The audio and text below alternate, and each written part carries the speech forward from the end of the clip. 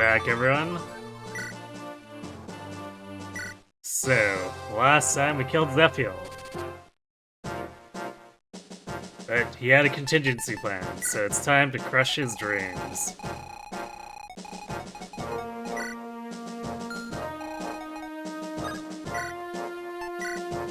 I think we mostly did our setups, so we should be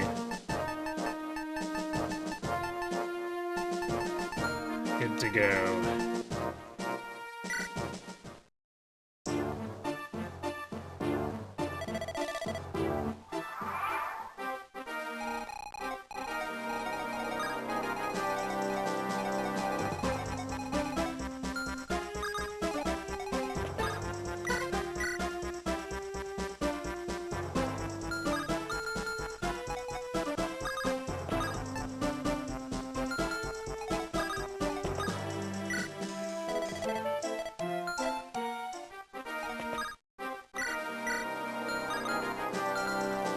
So it needs to be here, but that should get us guaranteed kill.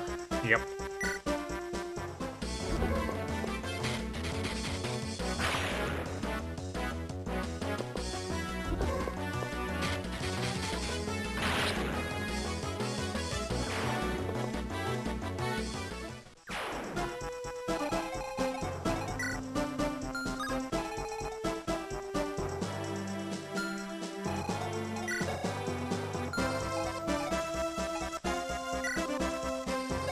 We can just go straight up the left side, or right side. Sort of the left side too, although I'm not sure how aggressive I want to be with Berserk still in play. Once that's gone, then we're probably fine.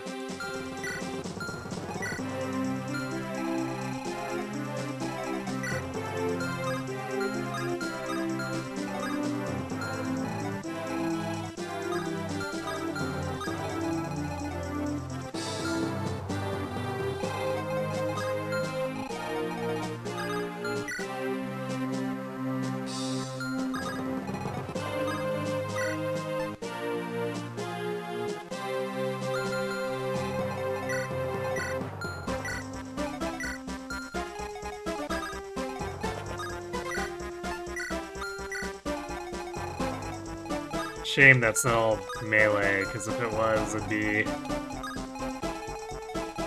easy enough to just throw the Brave Axe on and call it a day.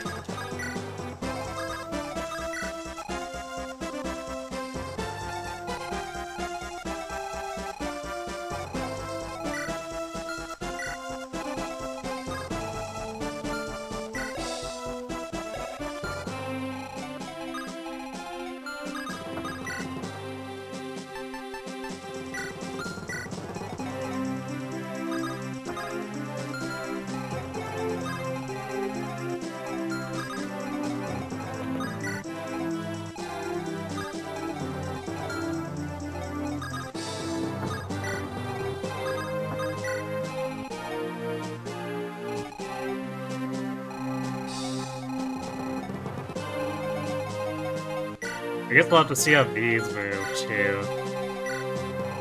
So we might have to take a defensive position to make sure we get rid of them before we move on.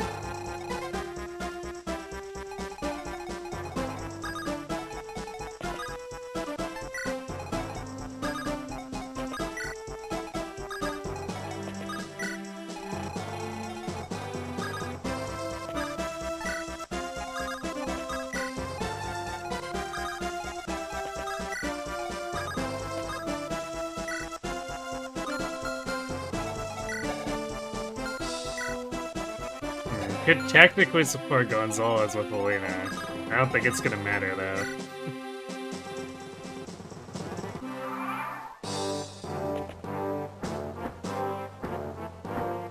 Okay, they're going south.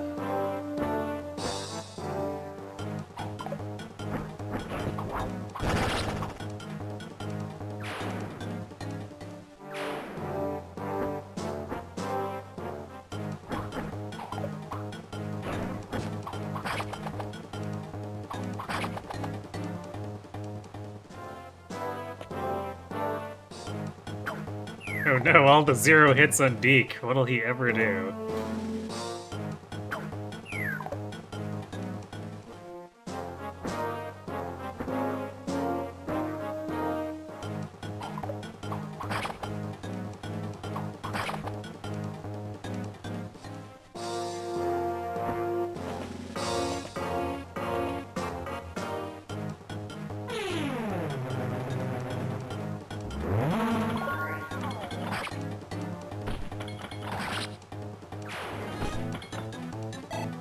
Hey, Kirby. Man, what a nice override line. If only it were that simple, right?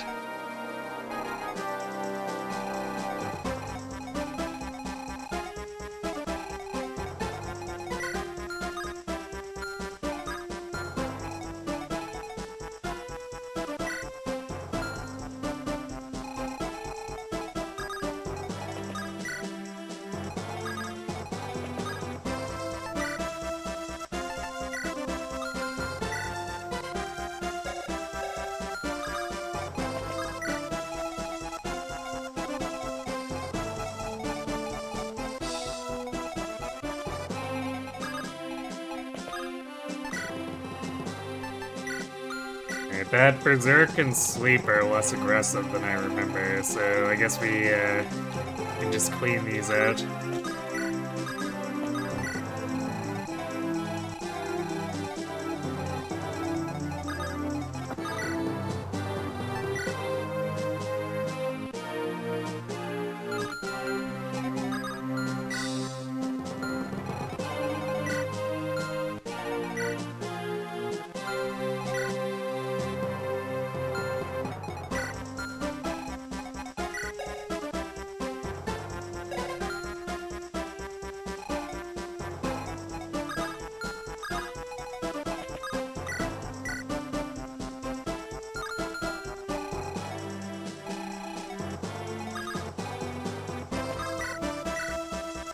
Might as well. We've got 3 hammer uses. We can just go ham with the Binding Blade.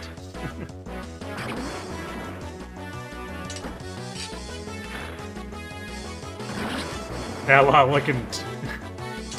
looking good. Yeah, I know, right?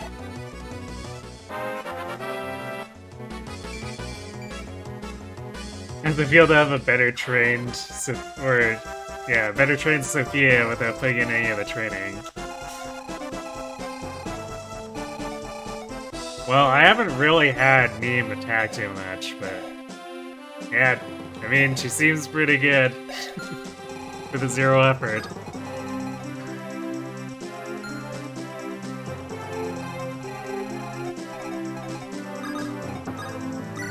I mean, that's about what I expected anyway.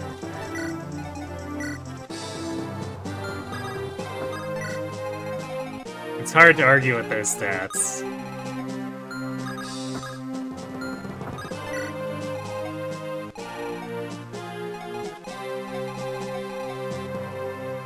Yeah, it took a lot of while to come into his own, but he's looking pretty good. Pretty comparable to Deke, but Deke was there like 12 chapters ago.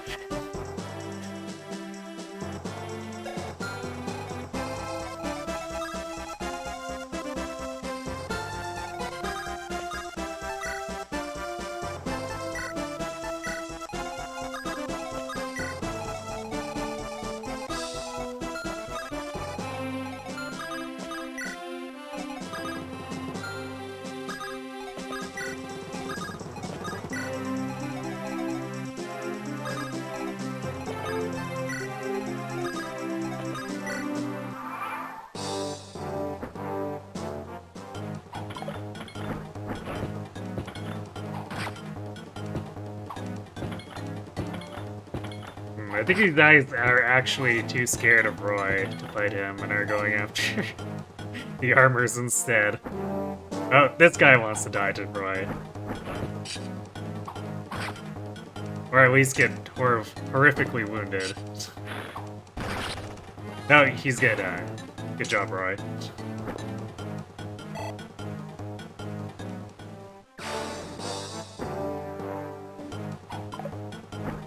Nice 10 hit on your Axe Reaver.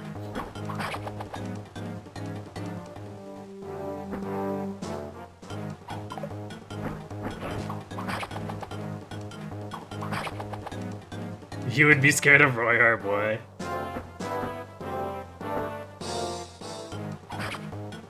Scared enough to fight all the other stuff that's been carrying his army all this time, though?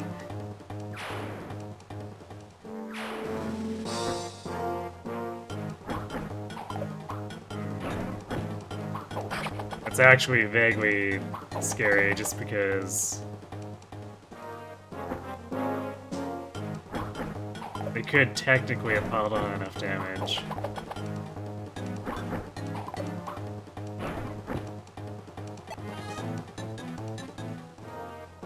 Although that one guy was too obsessed with fighting Wade to go after Watt anyway.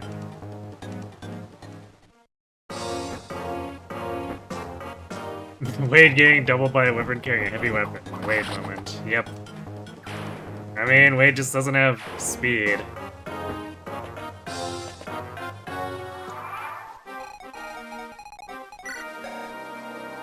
Like 11 speed. That's actually significantly lower than Dorcas. Dorcas had 14, I think? 13 or 14 at the end. So he at least avoided getting doubled.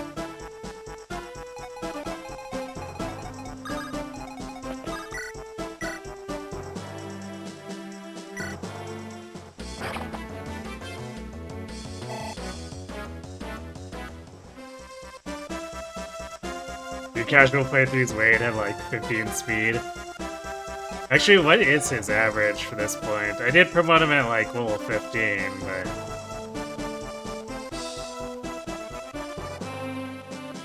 even if he was on average, 20% is very slow for growth.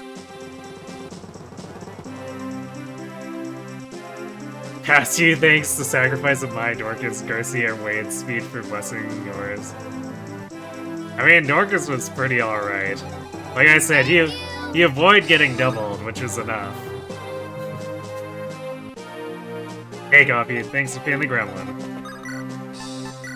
That's the Death Knight.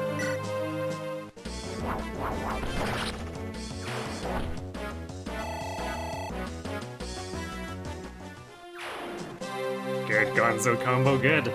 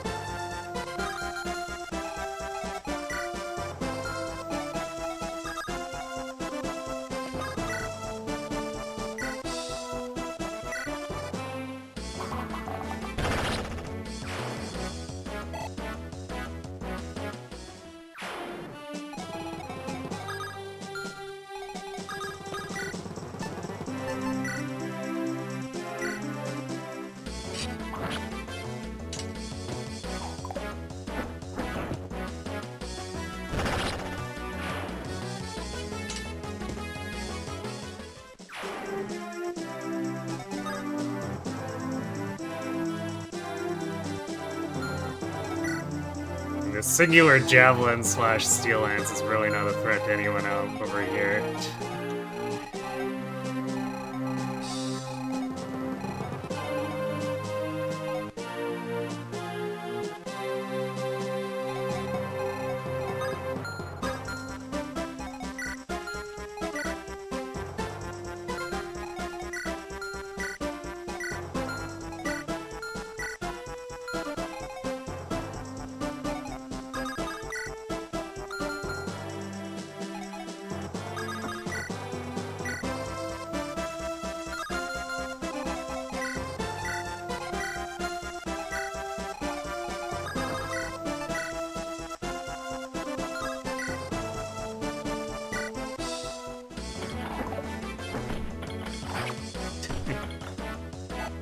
Oh boy, Boris.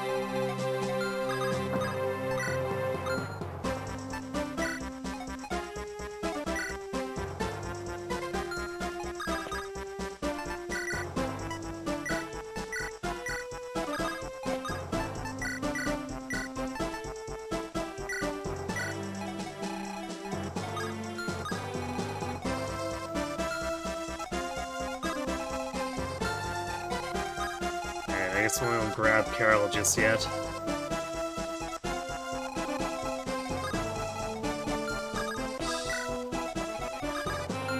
But soon, TM.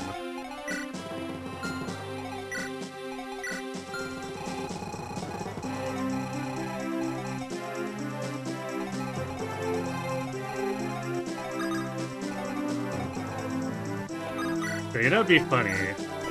What if we were just a jerk?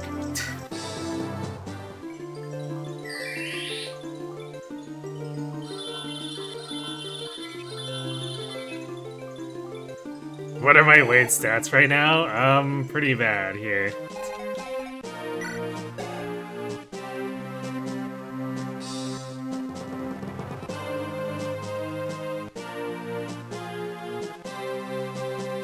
It's like points for trying, I guess, but... Thanks to the hydrate.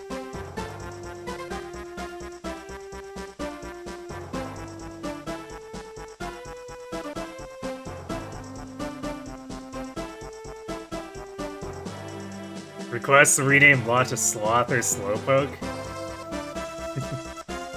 Hey guys, I have good stats now. Deke from 6 chapters ago. Yeah, you really are getting there. Although I guess to be fair to Lot,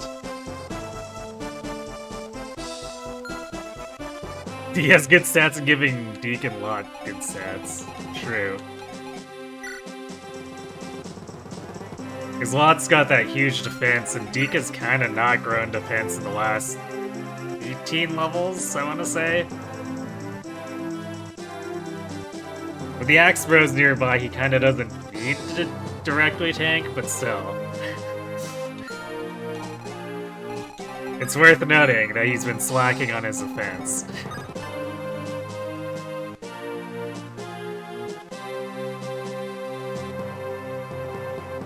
He's way below average in every regard. He could have kept his strength a week ago. I'm not sure about that. His strength and HP, those are the two things he's been relatively consistently gaining, and then just like nothing else. He might still be behind on strength a bit, but he was promoted around level 15 or 16. Defense growth still exists in GBA. Tell that to Lot.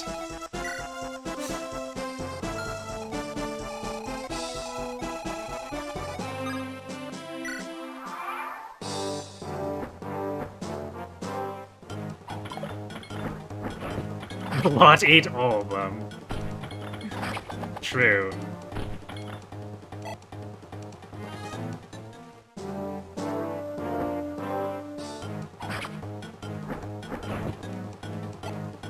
Oh hey, Wei didn't get double though.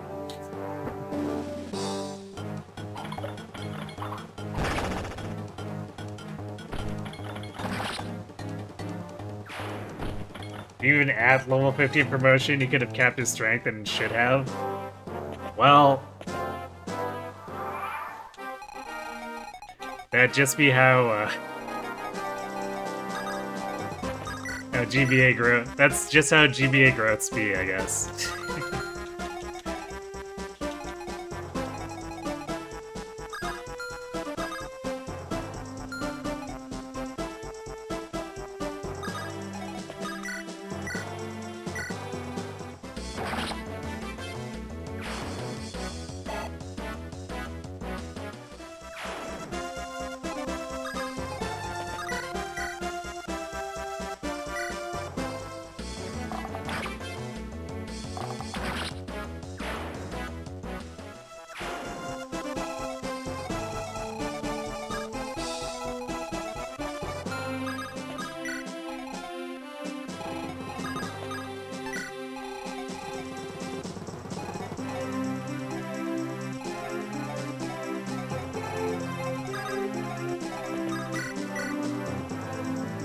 Really not doubling. Gee, how much does he miss it by? Exactly 1 speed. Fantastic.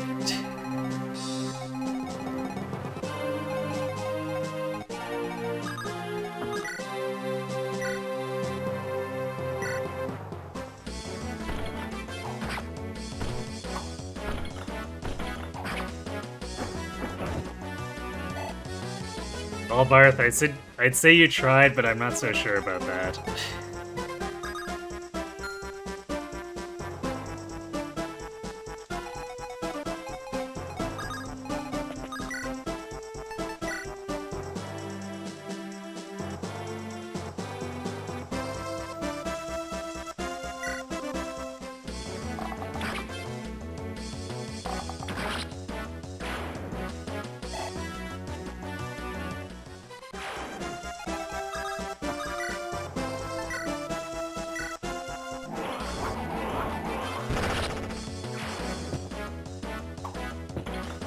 Hey Teresa, which game's up next? Path of Radiance.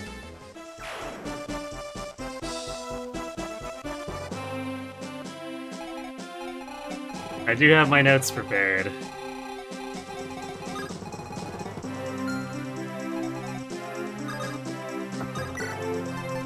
The fate of the world is riding on Boyd's back.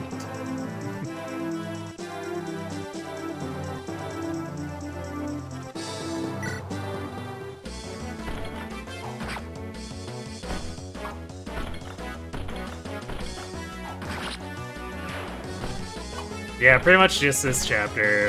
It'll take half the stream at most.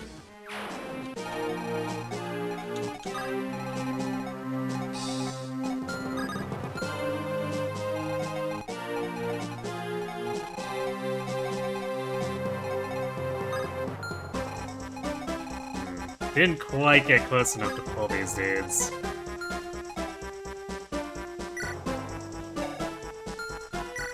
That's fine though.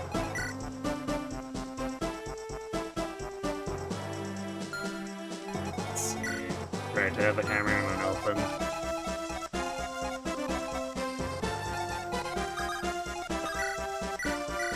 Just need to not lose track of it. Your actual favorite next to Radiant Dawn. It's gonna be a very scuffed run. Since, we won't be able to do the Armor Knight axe builds, and we won't even have like an axe brother triangle to take advantage of. Because it's just Boyd.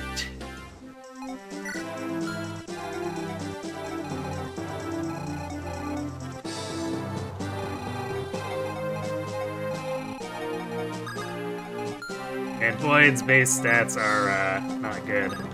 So he's gonna require a bit of work.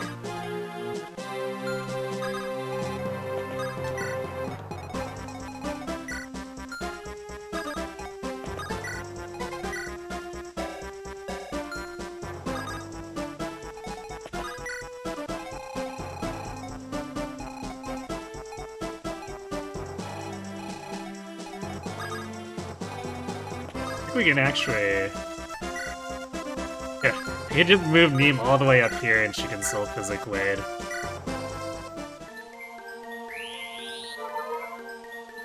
Every time you've ever tried to use Boyd, he's turned out like garbage. You're convinced he's either cursed or you are.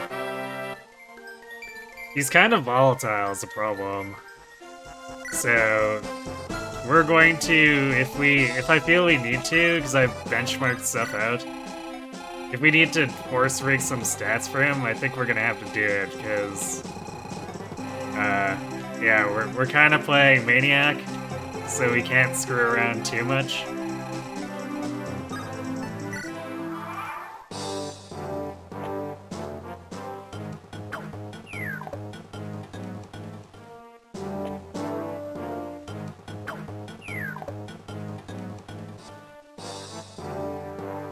Nice of Lou to be a long ballistic beat gun who basically doesn't care.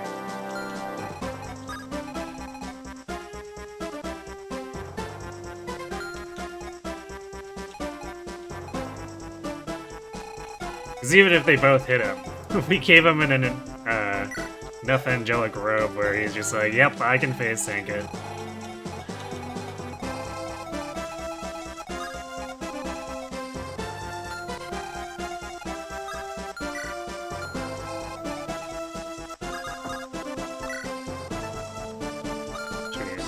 Jabs, or rather lance ranged lances. Also, this guy is still sleeping for 3 turns.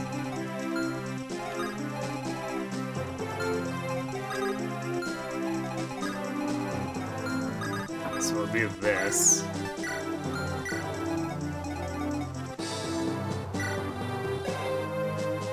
I guess I trash talk Barth, but at least he also has defense.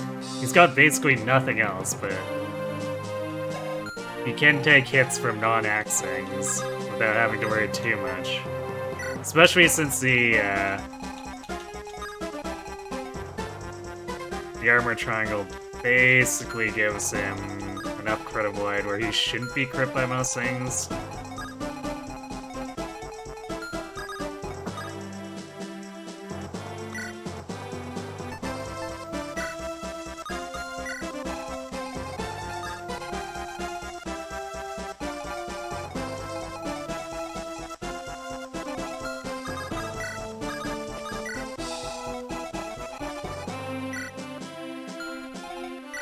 You know what I could do? Maybe could do.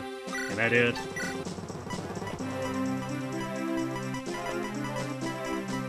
I can't reach them.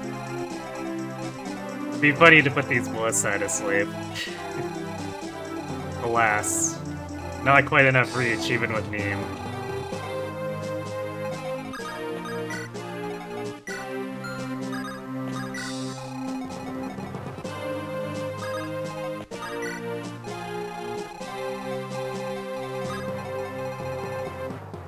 Let's make sure that we have someone in range regardless.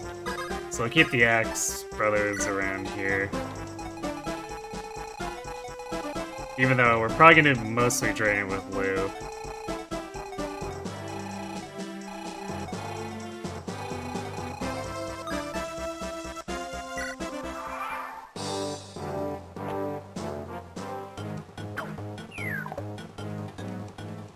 I don't think I have enough axe users. Neither do I.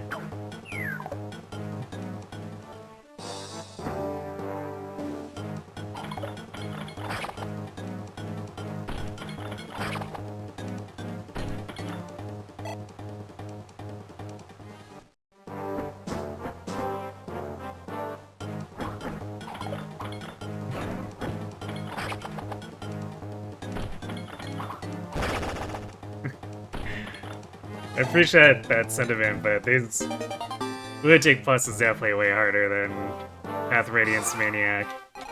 It's just gonna be scuffed because of the lack of cavalry. Because normally it's just spam paladins to get through it and you're good, but a little bit less so when I ban them.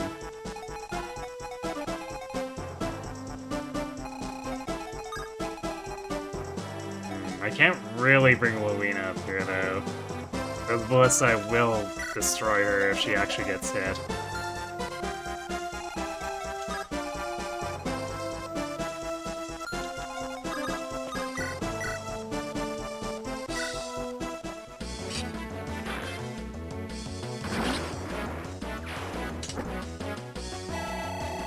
There we go.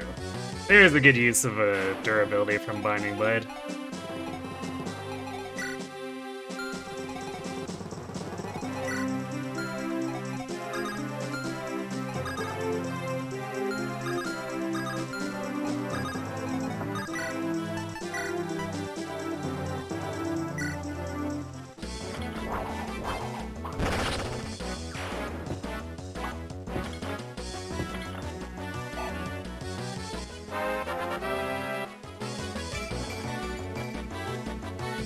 Alright. Strength still is not amazing, but it's starting to look better, I guess.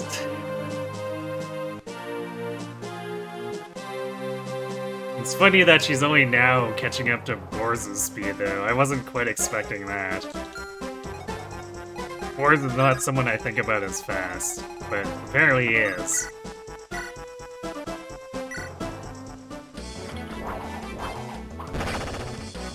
It's an odd stat spread for a general, more speed than defense, yeah.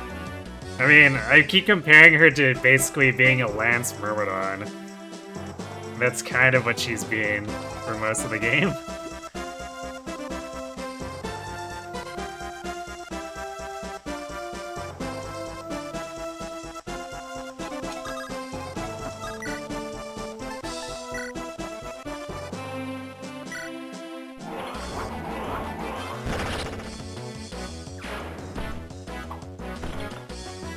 Don't mind me, just triangle attacking a sleeping dude.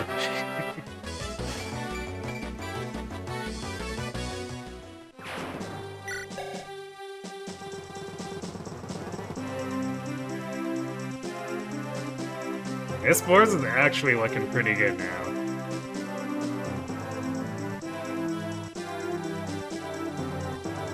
It's a very long journey from almost getting one-rounded by stuff in Chapter 1.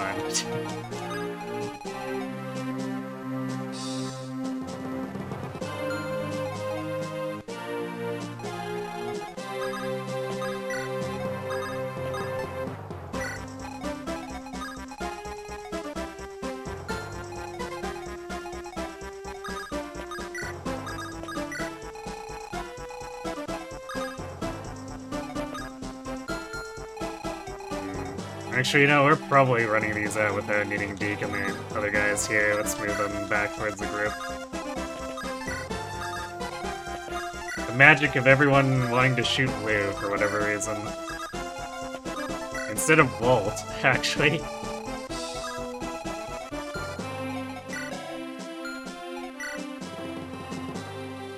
Yeah, Volt definitely takes more damage. But I guess he's not able to be focus fired, so I wonder if maybe that's influencing the AI a bit.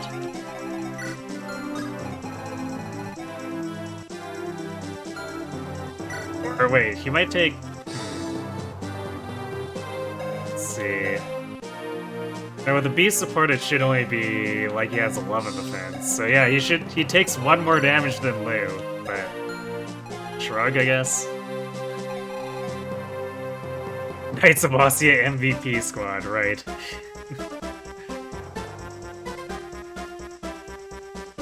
You like that name? Ossian Offense Force, oof. That was its Pupplewaddle.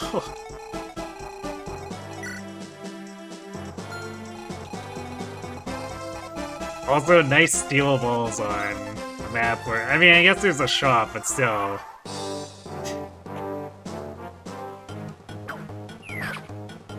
Is it really that necessary? Alright, well, Lou finally got hit, but... No big deal. Really and truly.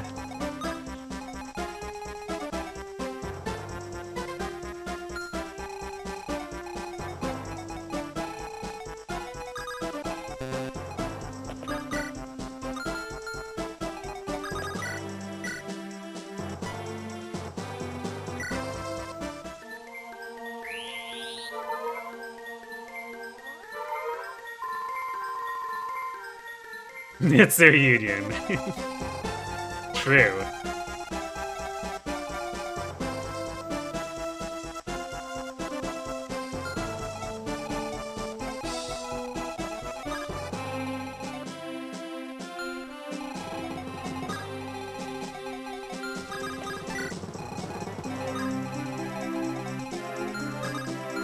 We'll get clear of this.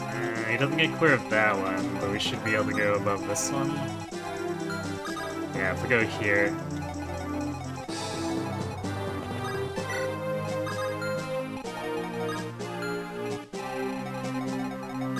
Keep Roy in range.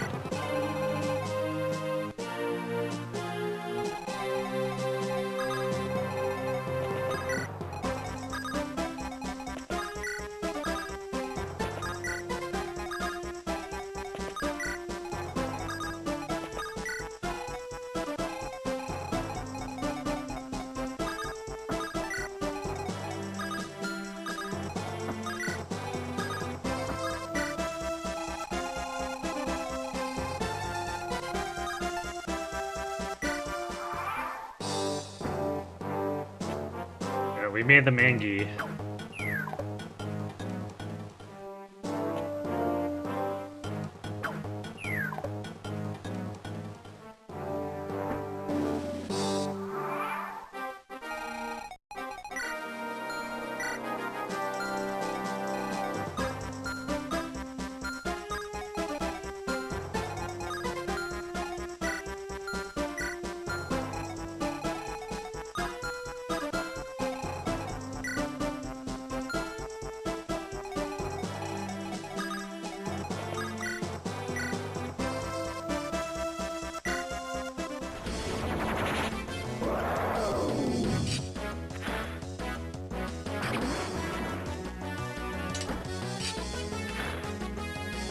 Bye bye, Dragon.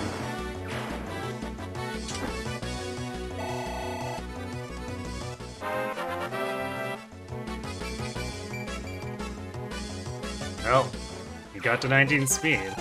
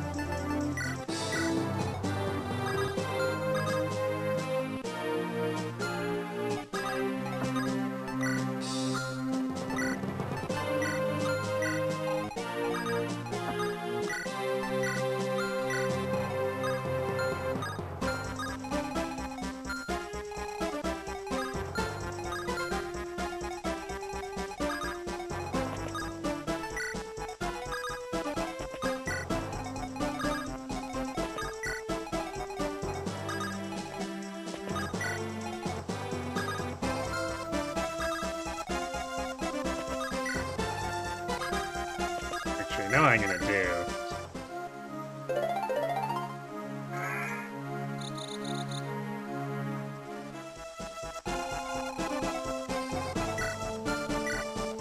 I'm gonna trade that Berserk over to Neem and see if we can have some fun.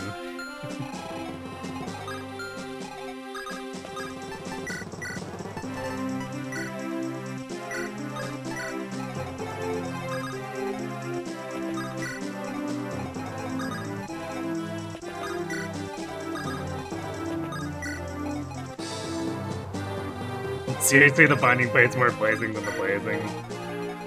Yeah, it's the false advertising blade.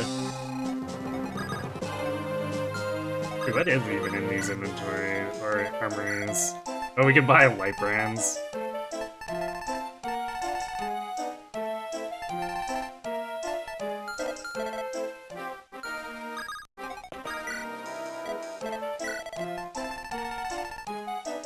I guess if we absolutely feel like we need more hand axes, but it's kind of like whatever. We're mostly just gonna be using the legendary weapons anyway once we get inside.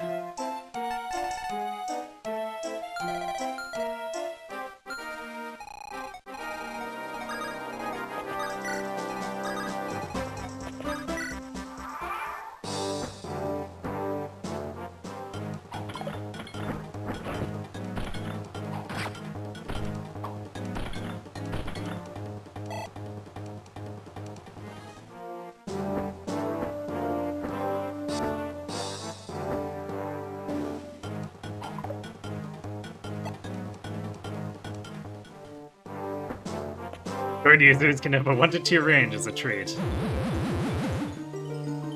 Oh no, Roy Angie.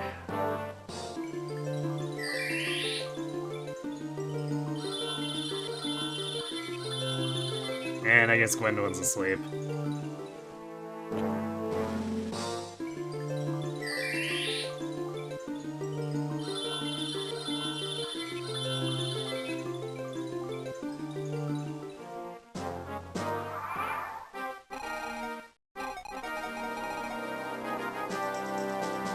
Actually, this does maybe pose an issue, we'll see.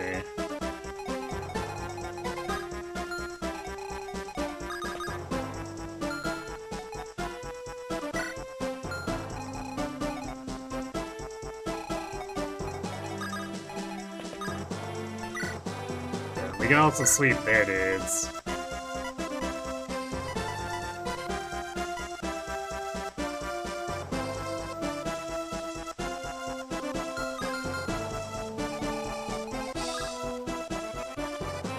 Sleep slash berserk. I might berserk this guy.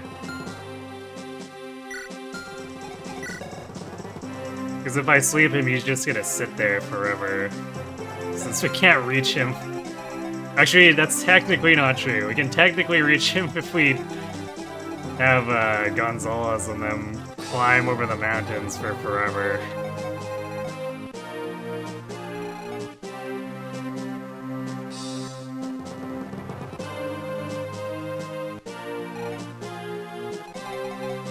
Because he's a little too far back for even a longbow. Actually, I guess I could bolting snipe him.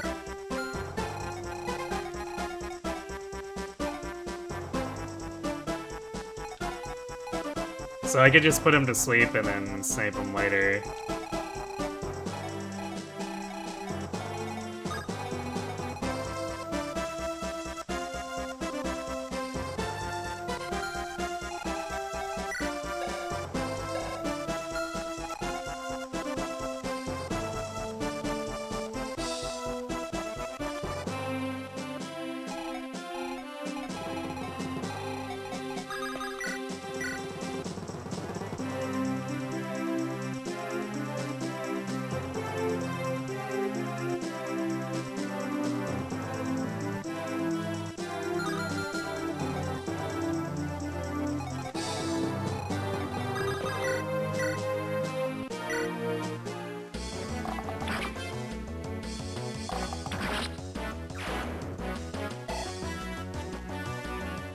Or the chance of probably Keem kills with the Binding Blade. I mean, if we left him, for sure. Almost certainly. But we have Restore on Lu, so it's just like kind of whatever.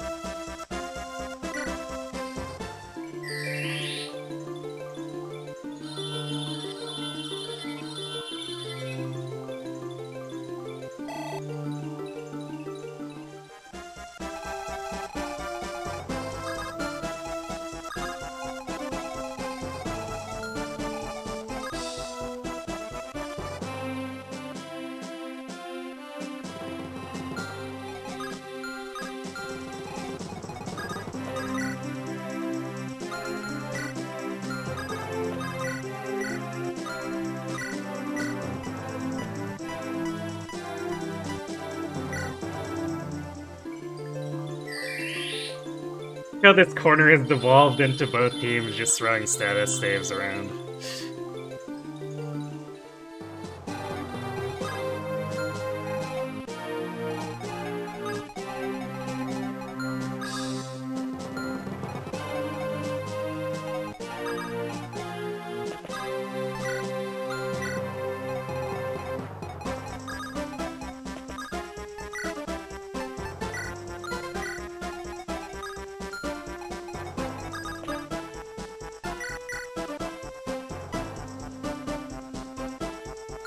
It's probably better that he stays with the hand axe over the bow.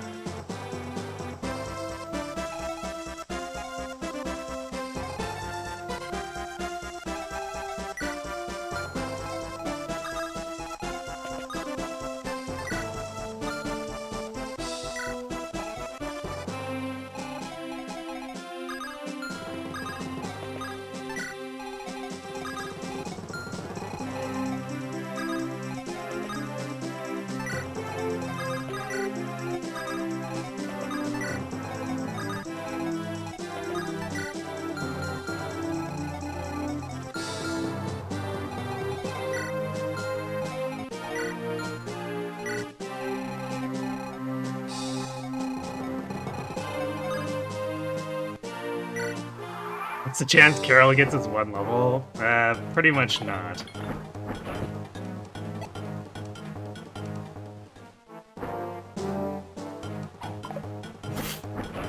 Wow, Roy with the real disrespect there. He's like, what's that? You've got Reaver advantage on my Reaver? Nope.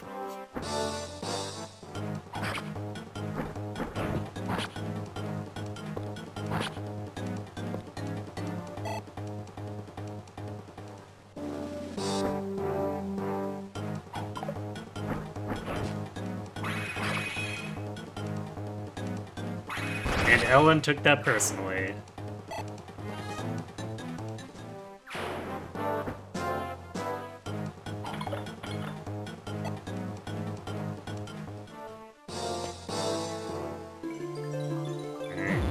Predictably, Roy gets berserked again.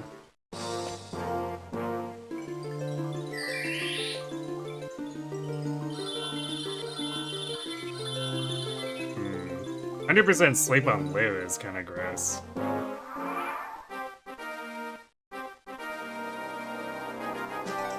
I consider that his res, it's not amazing, but it's still notable. But I think these res just have cap magic because, well.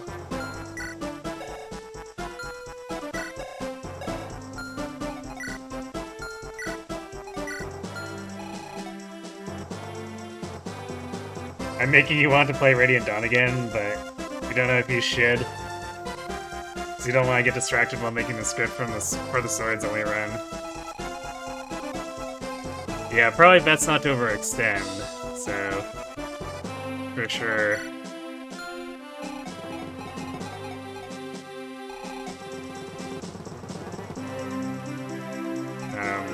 If you don't have the time, you might want to hold back.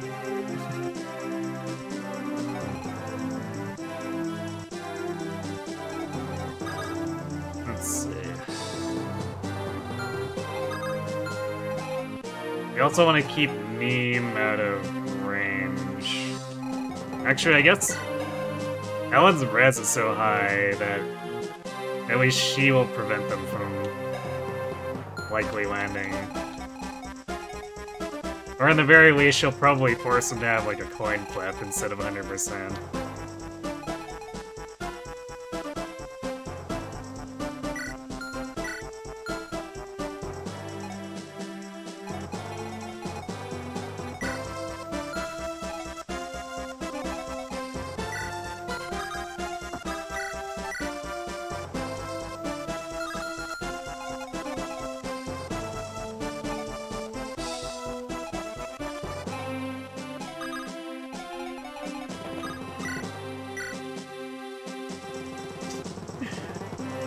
Man, Wade getting double back for 26, the Javelin by an unpromoted Wyvern.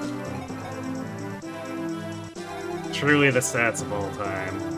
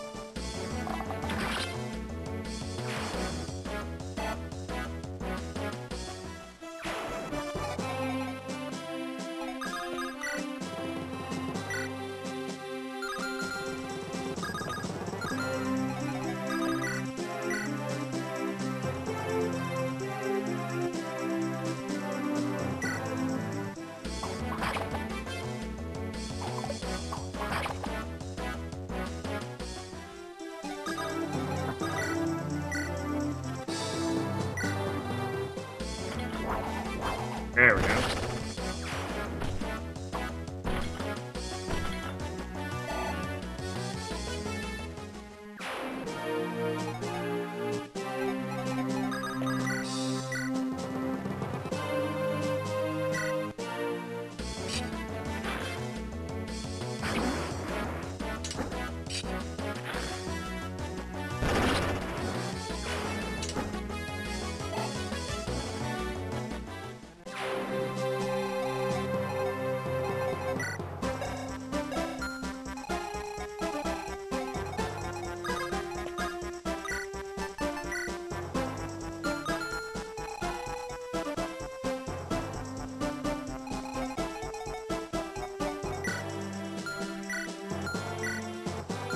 I'm just gonna wait the rest of these out. It would be funny to like run Demon and Berserk this Manakete, but I don't want her to get hit by Sleep or Berserk.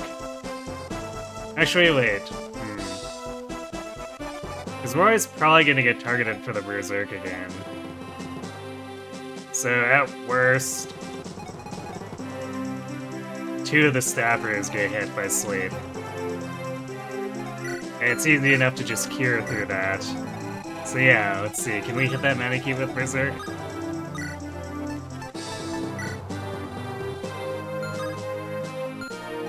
Far away. I'm not sure how far out of range we are because Neem's staff range goes off screen.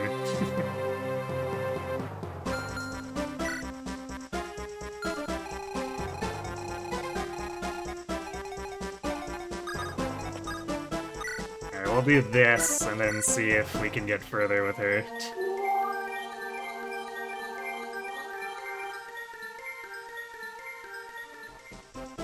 You gotta make a schedule, sounds like a plan.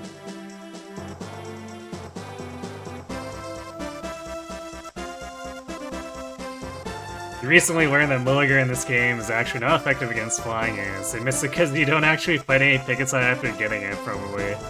It's fair enough.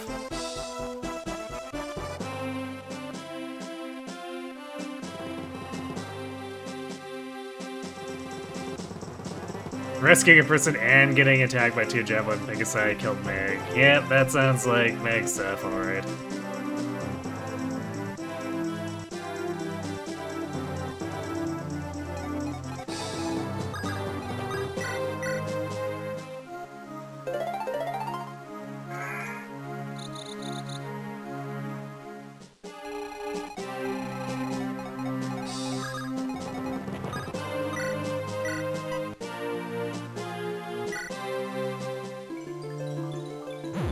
Go forth, Manekit, kill!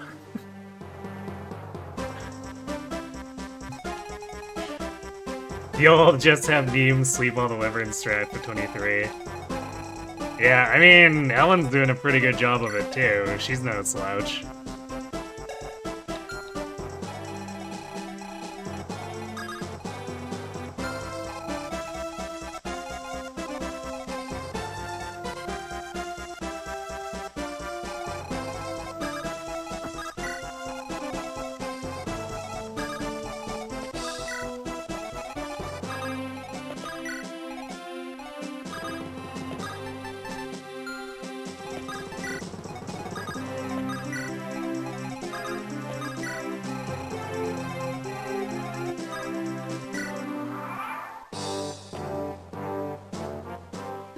Oh no, Berserk Barth!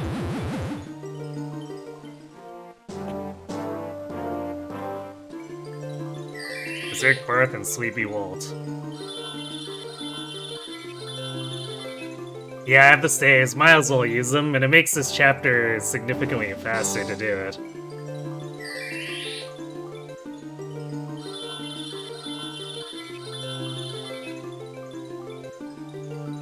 Does Lolita have the staff rank to contribute to the staff war? Absolutely not. I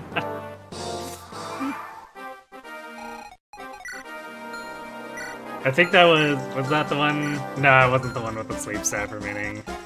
That would have been perfect if it was. Yeah, wrecked. Actually, that was a crit, wasn't it? Yeah, you should have survived 1 hit. That guy just got obliterated. Let me timestamp that.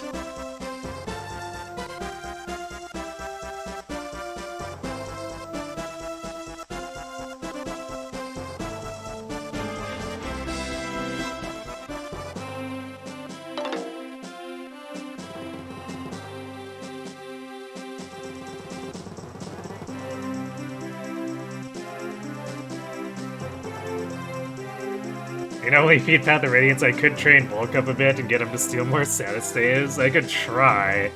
I'm not sure how easy it would be to succeed at that. But Volk might get training just because we're gonna have so few bodies.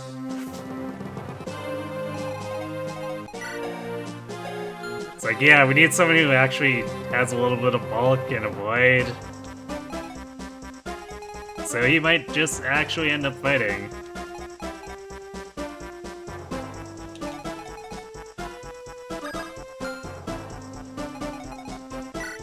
Yeah, Lilina only has D save. She can't even help with restoring.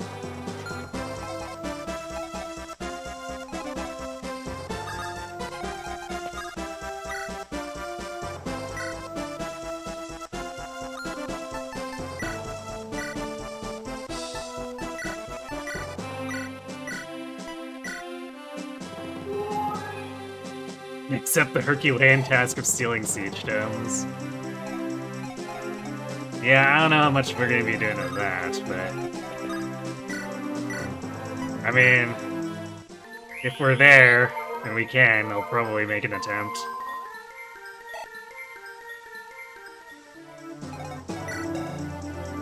But...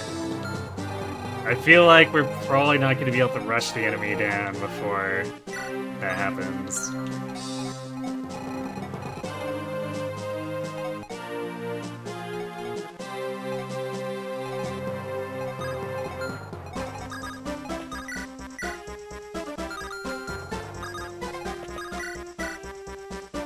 That does, like, nothing. This guy has still slept for 3 turns.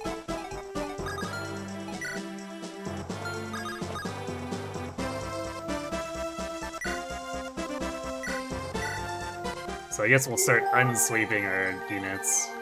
And maybe they can help Roy get a kill on that Wyvern Lord.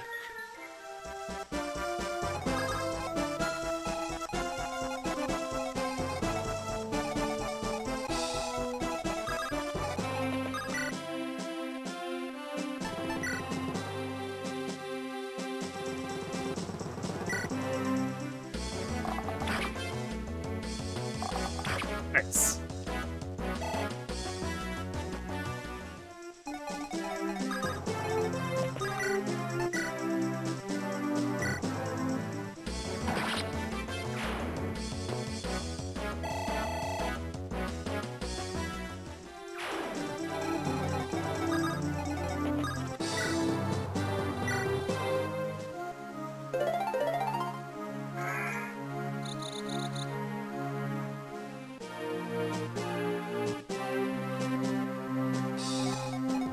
Yeah, I mean, the biggest problem for getting stealing siege gems is usually actually reaching the enemy before it gets used up.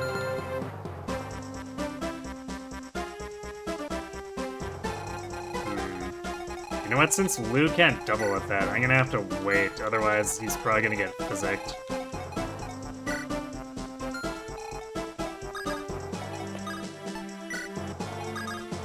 So we'll need to do it, then dance, and then finish him off.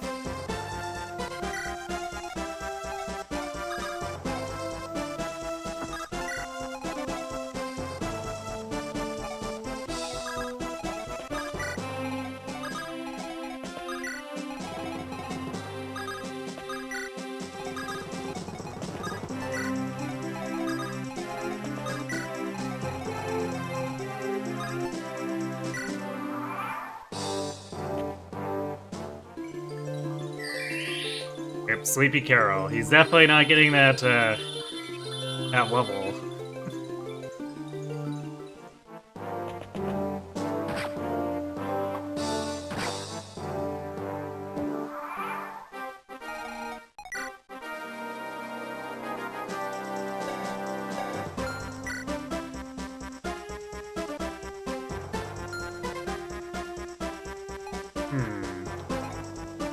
Wait a second.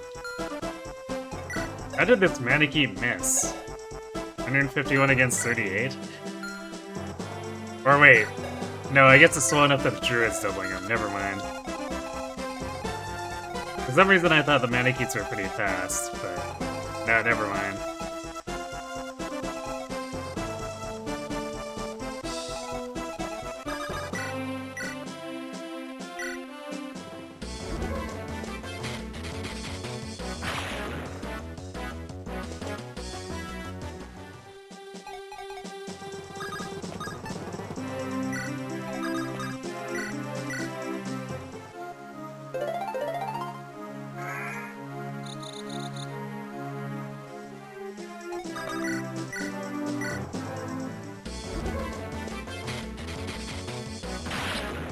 I guess technically we could Yeah, I'm pretty sure weapons stay equipped if they're put to sleep.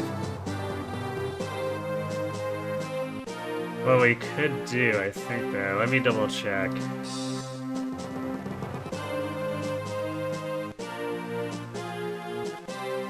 Nah, he doesn't have it in Path of Radiance.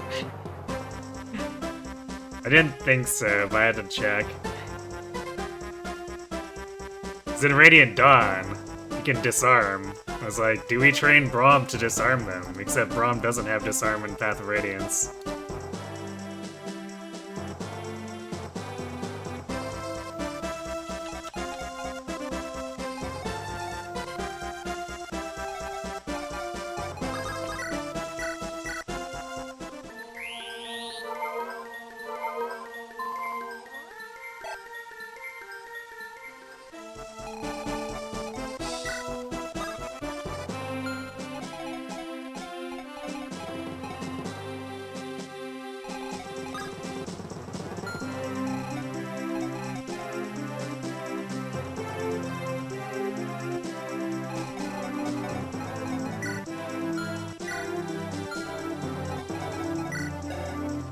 We still have 3 more turns of Bandicoot Berserk left. Why don't we just watch the fireworks?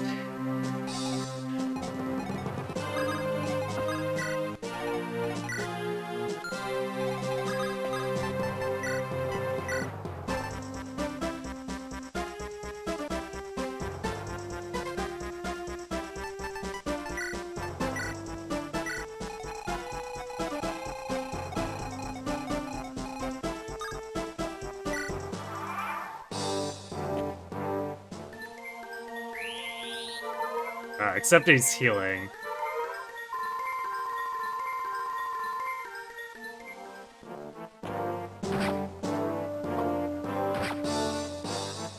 That Manicute's gonna end up dead even with the mountain bonus. Well, fine. What if we up the ante?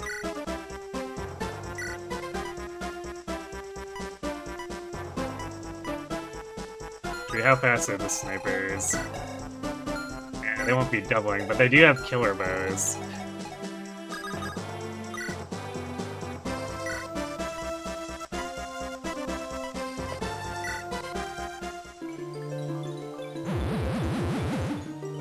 Seeing Berserk used it all to effect, it's hilarious, I know.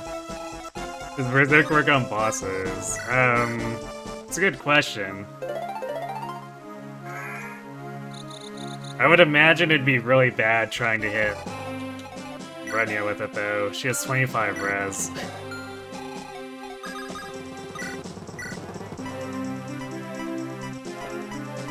"19 hits. Yeah, I don't think that's happening.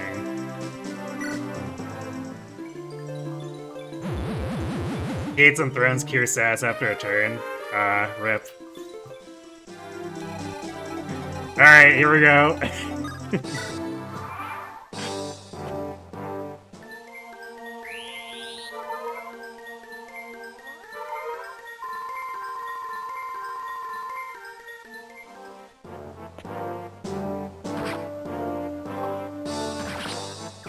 Rip Manikeet.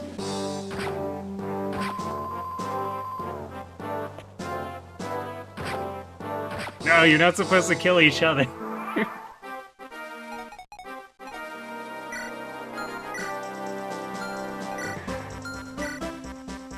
The snipers trying to kill each other is unfortunate.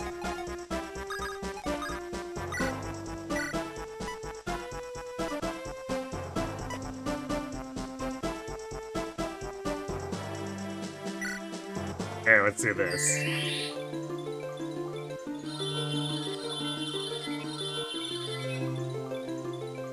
Staff War is so funny, I know, right?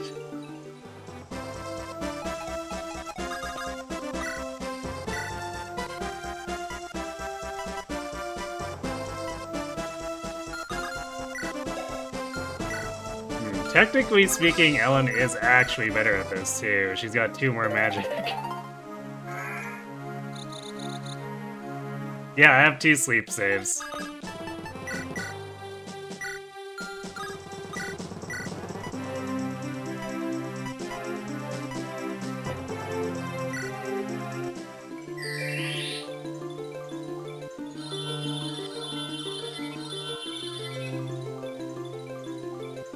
You think they cure sasses at the start of a turn so the enemy boss doesn't even waste a single turn. It's potentially thrown off, just potentially thrown off on the fire phase.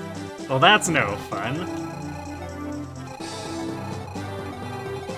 How do I get my Thracia simulator in Binding Blade then?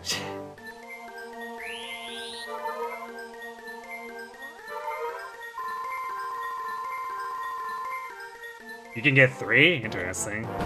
Ahaha! Get owned. Yeah, well that was kind of a waste of Berserk there because of that, but... oh well.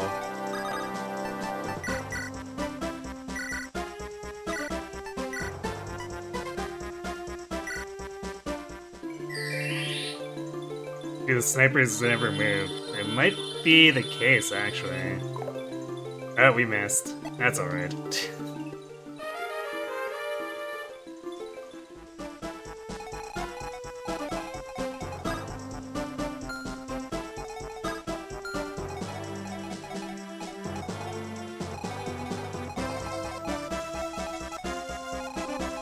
Did I bring a barrier? I'm not sure I brought a barrier. I brought like all manner. Oh, I did. Okay. I brought all manner of stays, but I didn't remember if I brought a barrier.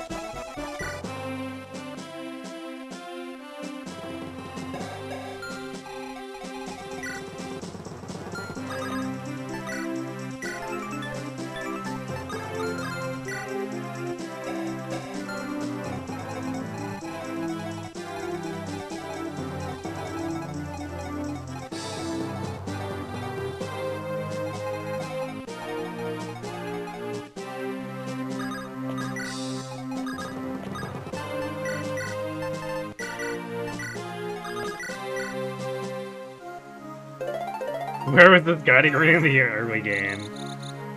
Good question.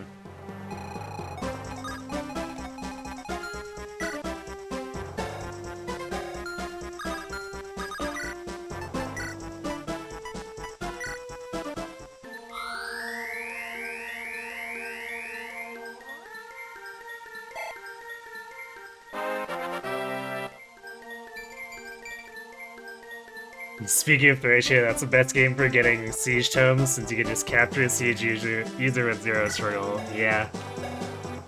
Assuming they don't have another siege, or a 1 to 2 range tome. Because there was that one siege guy on that defense mission where I was trying to get him, and I couldn't take him for free because he had a 1 to 2 range tome, which was kind of annoying.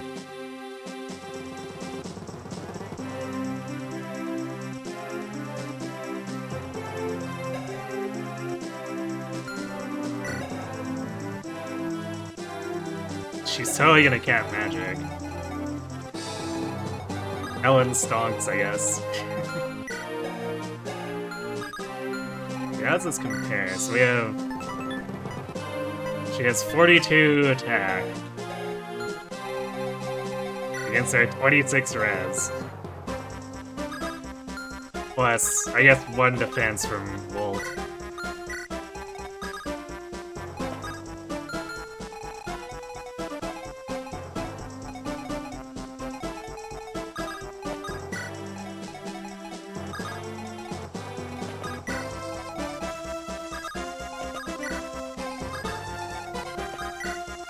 I guess we'll find out if the sniper moves now. He might not do much with his berserk if that's all that's left. Or if he can't move. Actually, I guess he'll probably attack Brunya and likely die.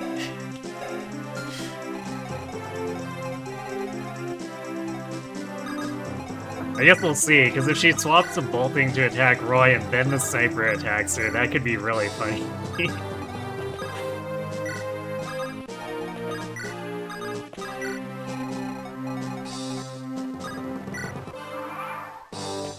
Oh, she's totally swapping to the bolting.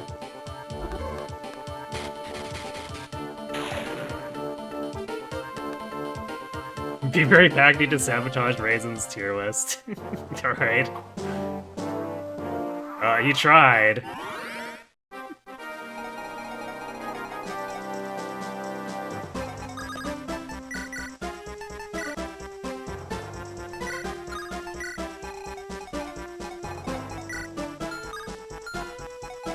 Yeah, I think this entire site here doesn't actually move.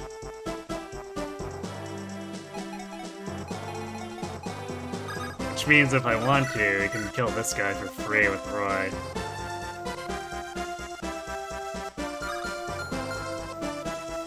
And then just run back after.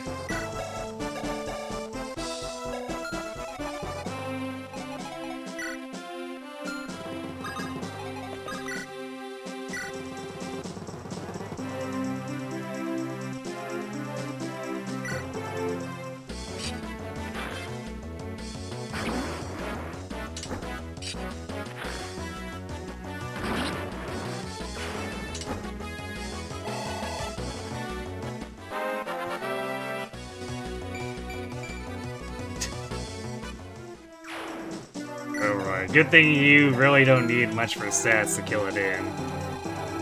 Or any of the Manicheets for that matter.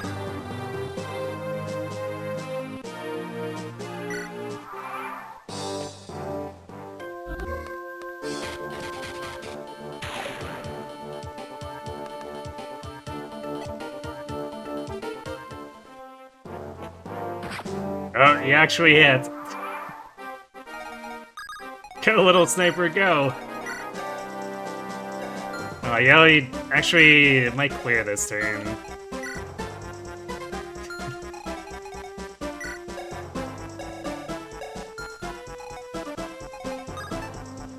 Unfortunate if so. Yeah. The sniper shenanigans wasn't as fun as I would have liked, but oh well. What else are we gonna do with the Berserk Steves?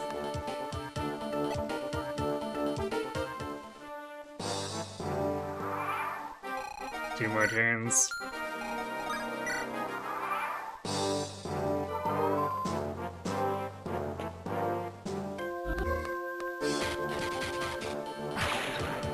Yeah, finally took a hit.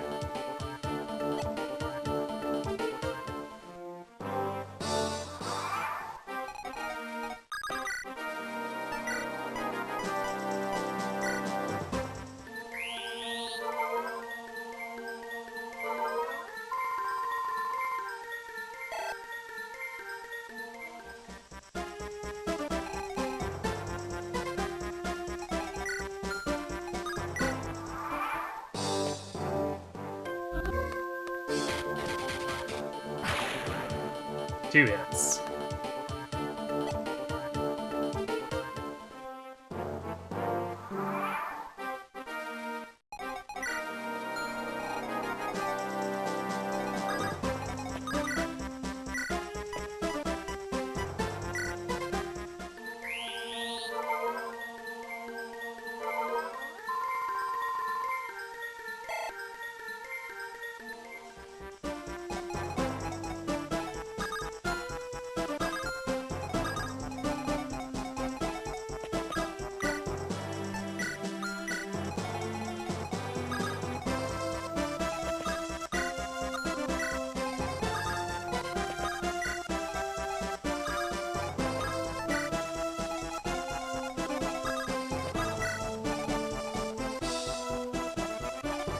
I don't think I can use the armors over here. So I probably want to just feed all this to Roy, pump him up a bit.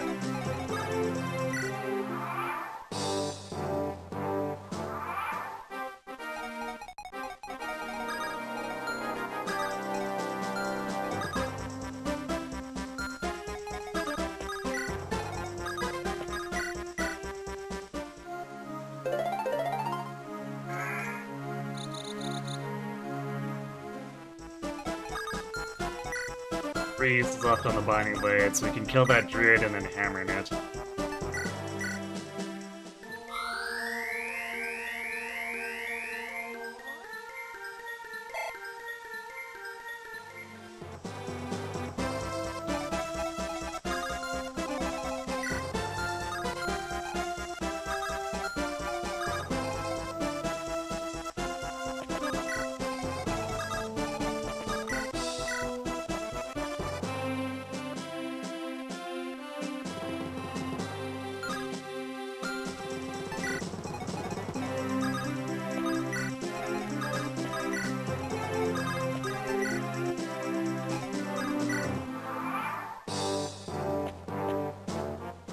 Wait, the sniper did hit me.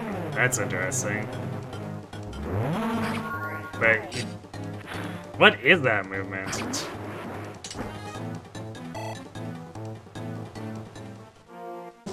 I don't understand.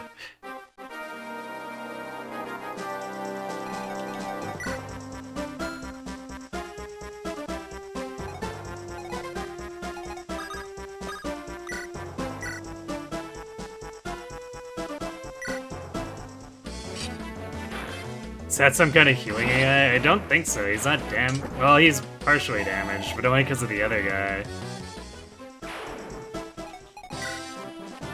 Yeah, he took 18 damage, but that's usually not enough to put anyone in healing AI.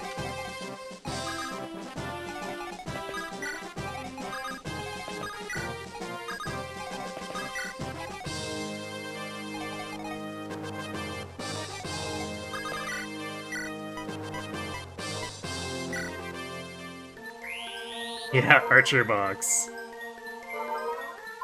It's time for idiot jail, yep.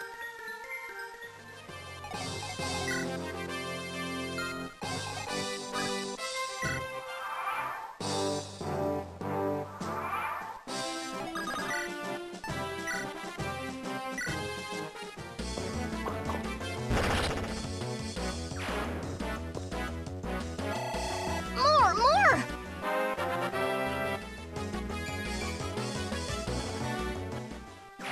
Wow, the levels on Roy, huh? Thanks to follow, Salahaza.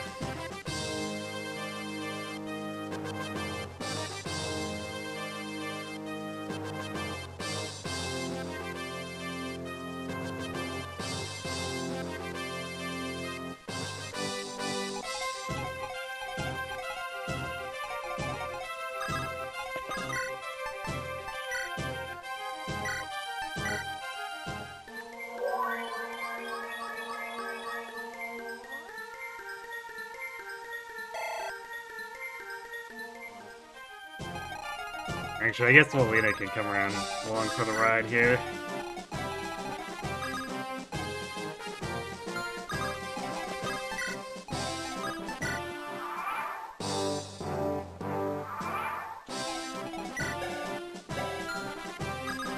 Forget, what is even in this vendor? Ah, tomes, right. We can buy Nos for 3k.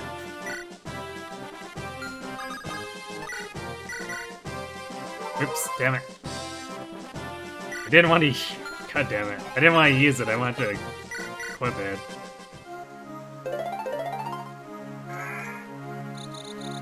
Well, we have 2 more hammers. What does it really matter?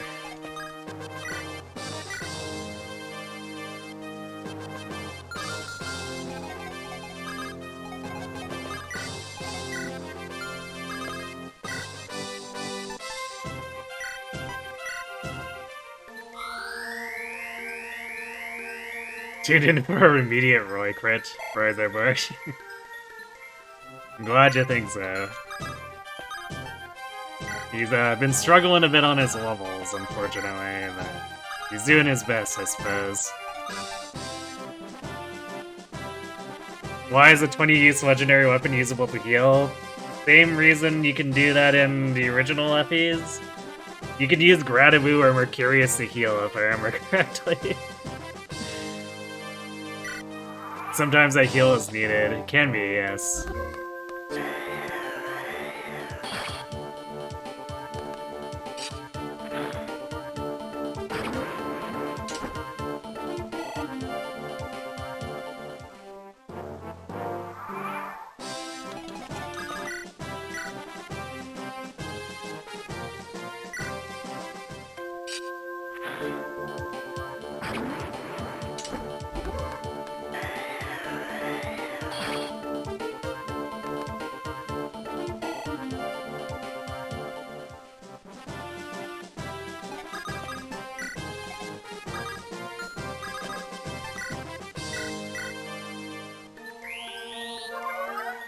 Gradabu heals at least in a game with a 12-use hammer. True.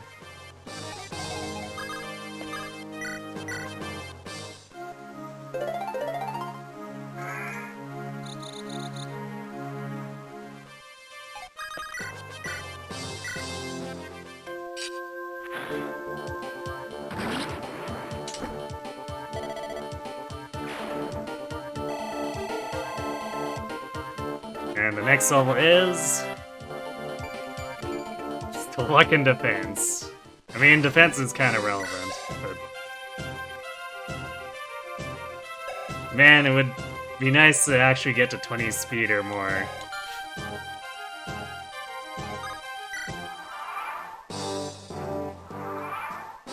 Still a boy, indeed.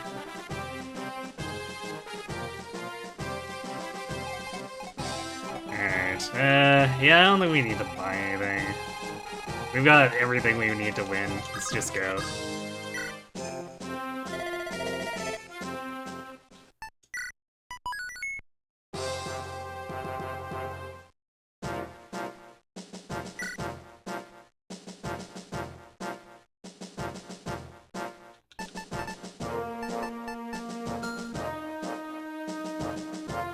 It's a shame Faye wastes a spot here.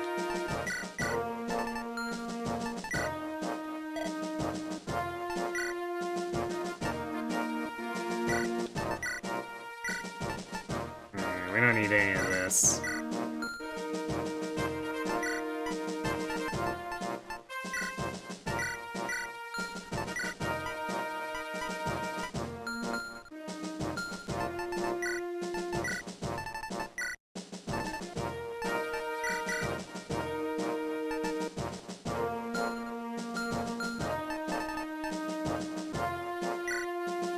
Yeah, I guess Faye can act as a mule too.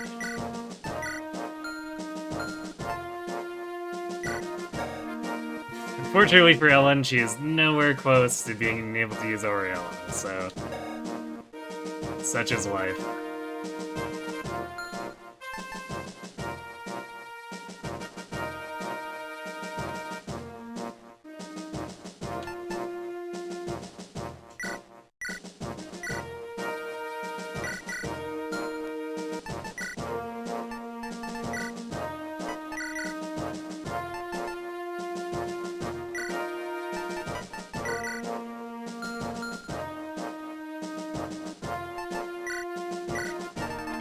Pretty sure we have a second Worm Slayer somewhere around here. Who is holding it, though? Or is it just in the convoy?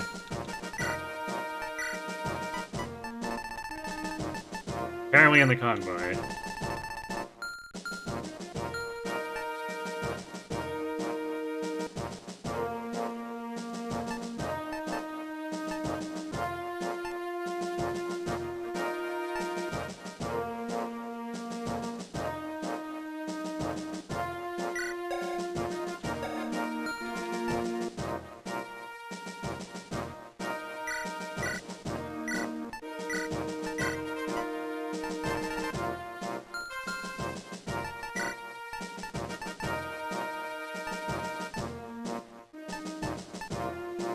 I guess we could give one of the remaining Killer Axes to Wade, but I feel like he's not gonna do too well if he actually attacks anything.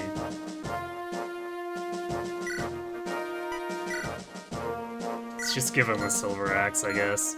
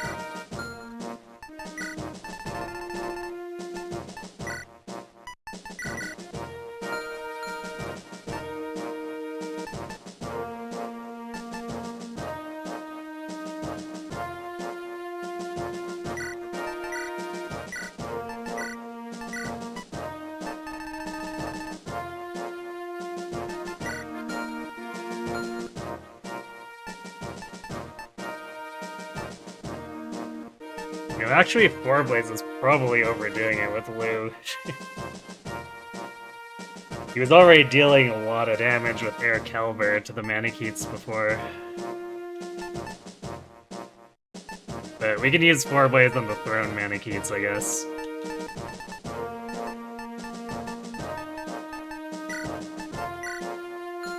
Oh yeah, I guess we got that Dragon Shield and then just never used it.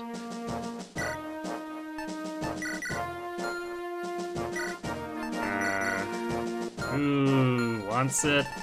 I guess maybe Deke. He hasn't really had the best luck with defense. Probably doesn't matter that much, but we might as well. It's the end of the game. I just forgot that I looted it and never used it.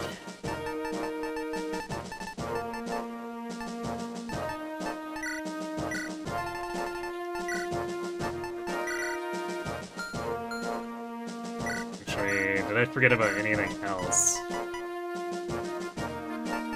The Knight's Crest we never sold off, but who cares?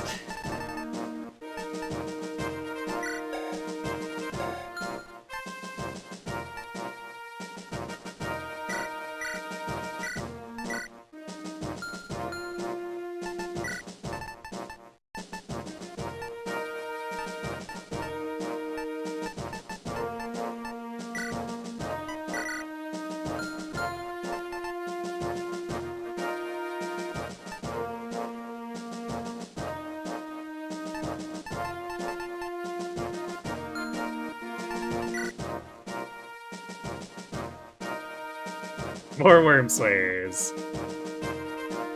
Such a strange final chapter. Yeah, I mean, it's just an exposition dump, right?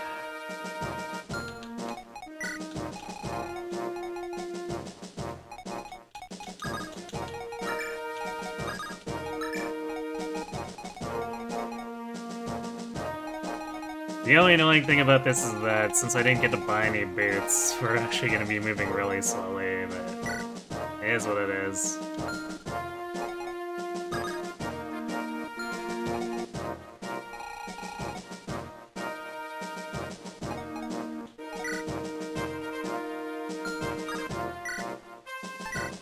Such is the fate of being on foot.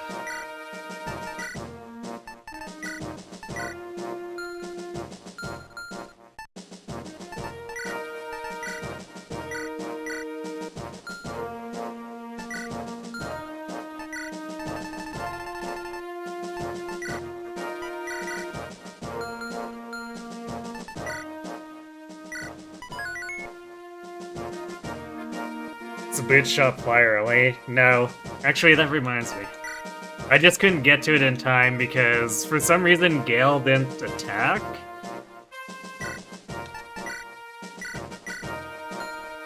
So we couldn't get him out of the way. I was not really willing to run into his range with other characters.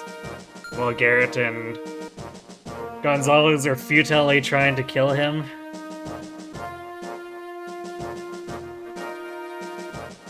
And they were the ones who were supposed to climb the mountain to the secret shop.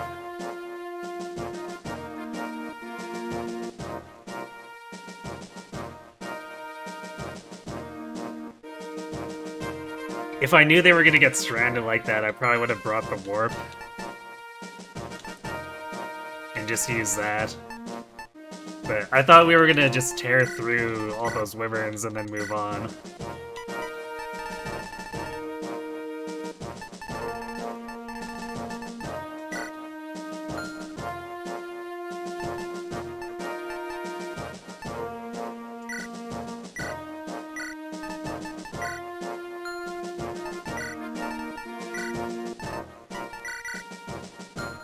Speaking of which, what happened to the warp? It's here somewhere, I think. Unless I missed where I put it in the convoy.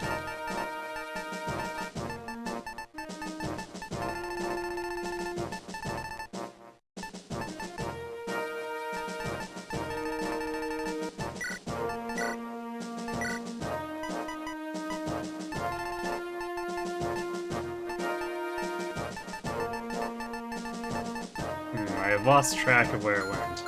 I guess we have rescue. But...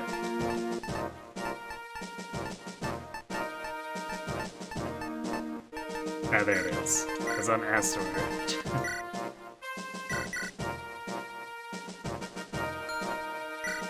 Actually, it probably makes more sense to put it on the warp over the rescue on Ellen right now. Over the Saint staff, actually. Or, no wait, the barrier, because the barrier is not applicable.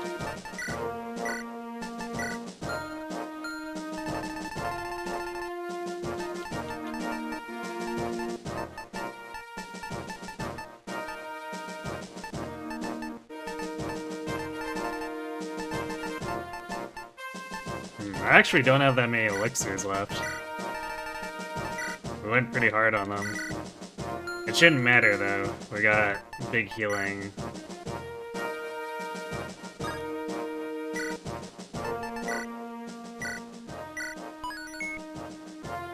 My inventory is a mess. I mean, that's what happens with the GBA games, where we have to mule stuff onto other people. And then I don't care about, like, half of the stuff that I actually own.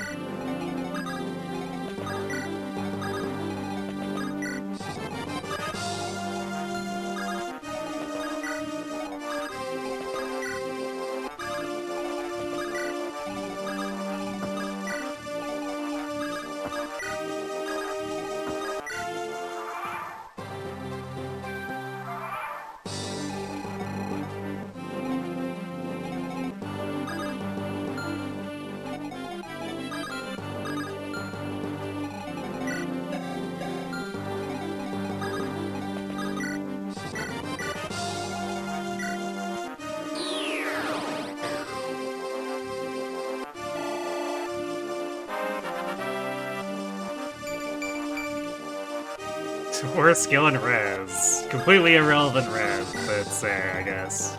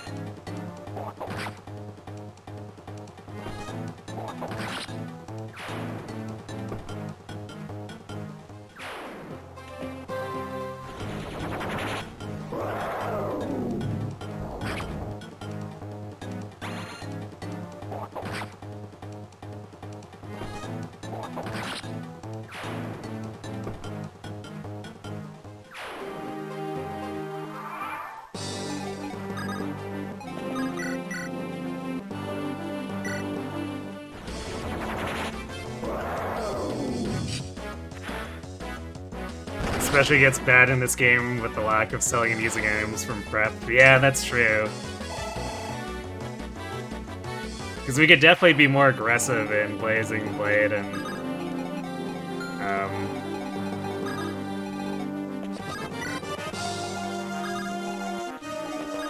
and Sacred Stones with doing that. Instead, we have to carry all of our stat boosters into battle. And all of our syllables. Unless we want to bring Merlinus.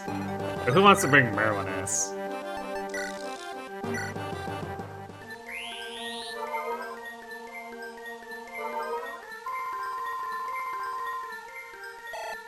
Yeah, I guess, no, I guess it's... I think when you're outside, it's solid black. I actually haven't been paying that much attention to it, though. Bringing Merlinus was an option on some of the chapters with high unit counts. I mean, true. But also, we were memeing. This chapter seems to have no strats, but spaghetti strats. Yeah, Yoshi.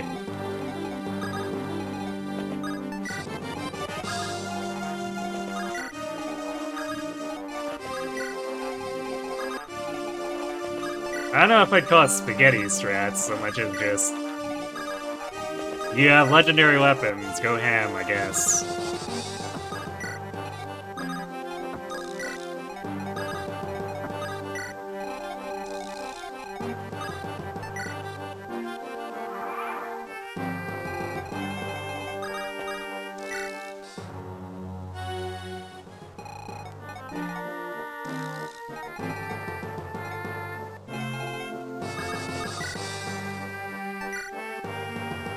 Yeah, who needs the Randall? We've got Worm Slayers.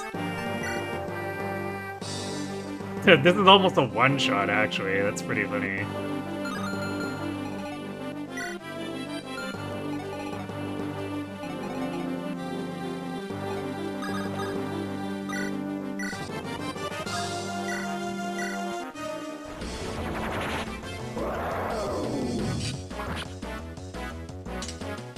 You feel like it mostly exists for the true ending. I mean, that pretty much is just it. It's here to be a 50-page info dump.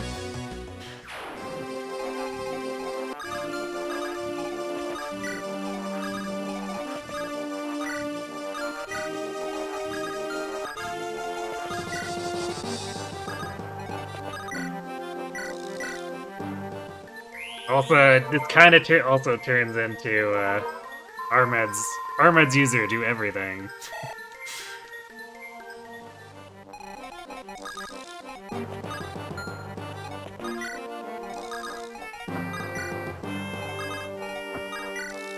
It'd probably be Roy do everything if he didn't have to seize repeatedly.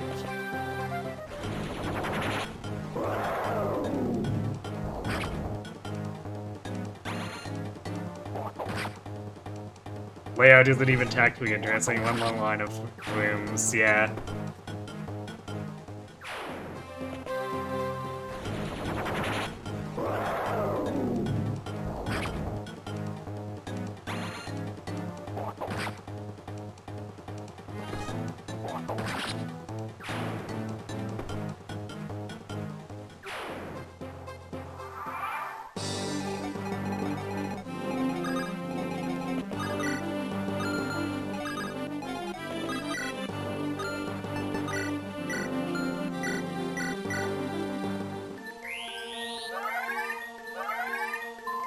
If the final chapters go, this is a good candidate for the worst gameplay-wise. Probably. Because it really is just like a long walk, for the most part.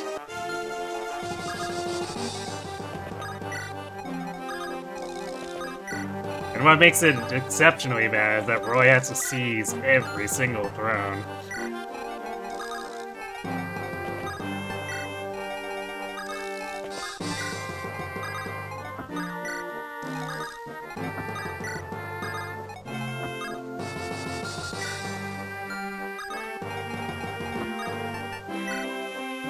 I'm curious, how much damage is she gonna do if we have her go in?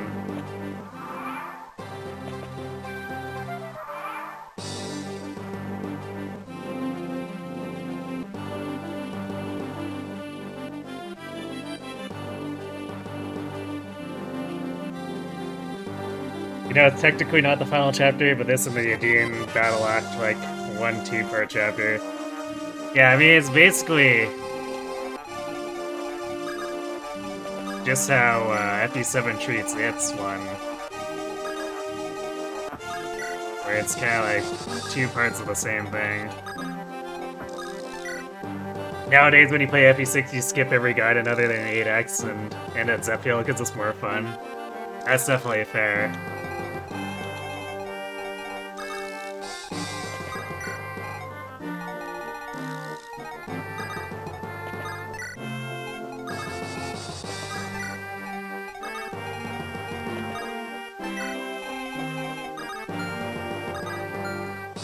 For this, I want to go after the true ending because the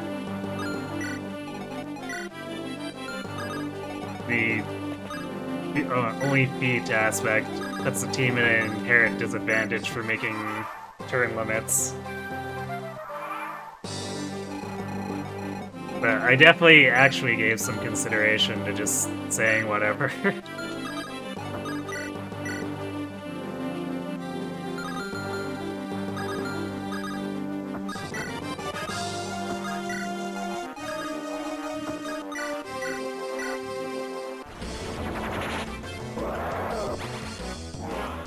Here we go. Armor triangle, wall tech crit on a Mannequin on the throne. Because why not? We might as well.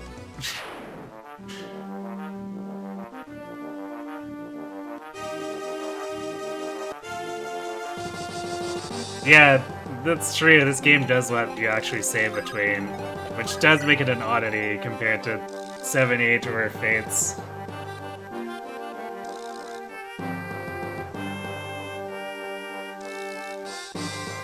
You feel that I made the right choice doing this long, boring walk with my armor and inventory as the true final boss?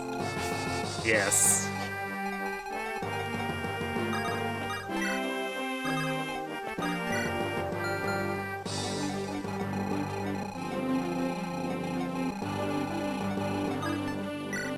Although Roy does kind of limit things, too. I suppose you can have cavalry carry him around if you don't have the cavalry band, but...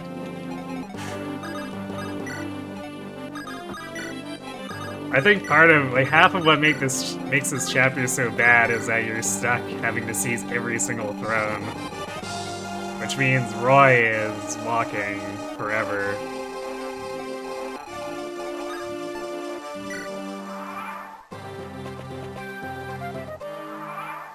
Gwendolyn has the armor triangle attack a dude in order to get the true ending. Right.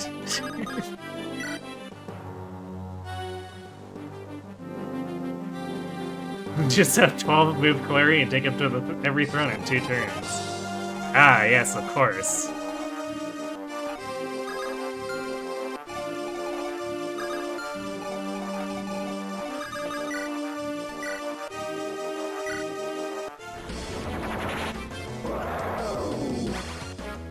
Such an amazing play.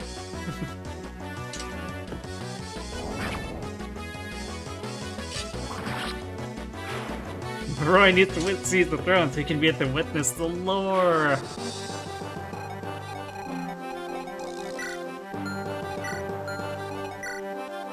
I mean, the enemy's perfectly fine shouting across the battlefield most of the other times. What's the big deal here?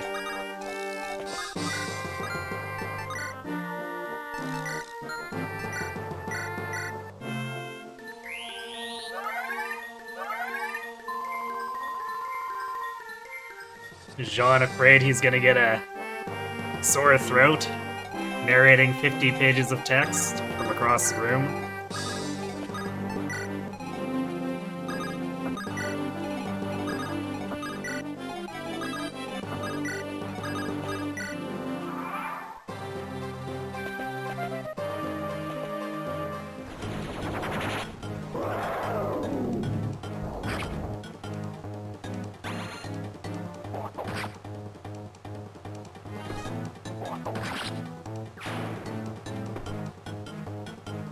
Why are you now imagining Jean here instead of John?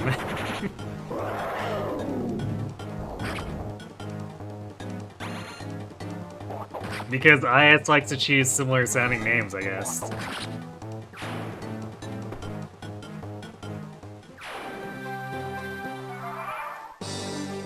You just spent 5,000 years recovering. You can't afford a sore throat now.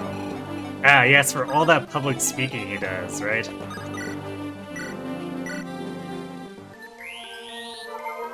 The kid healer was in charge of the dragons all along. What a twist!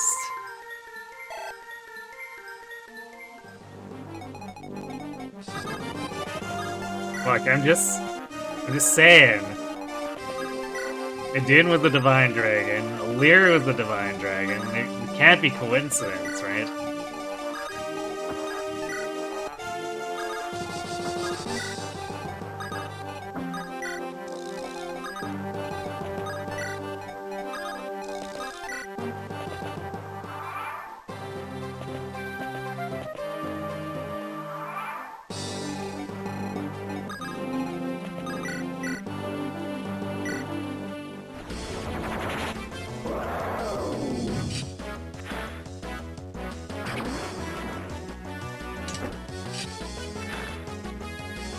Since map gets a unique enemy face scene. Yay, music!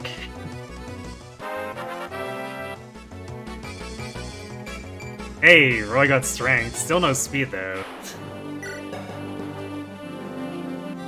Not that it matters. He's got enough for a Dune at base, right?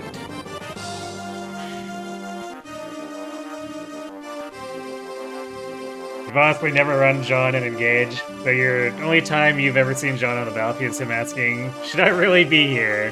before whoever he sent to training splits him open with an axe.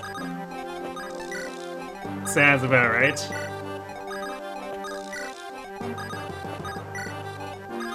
Last run, Anna did quite enjoy bullying Jean.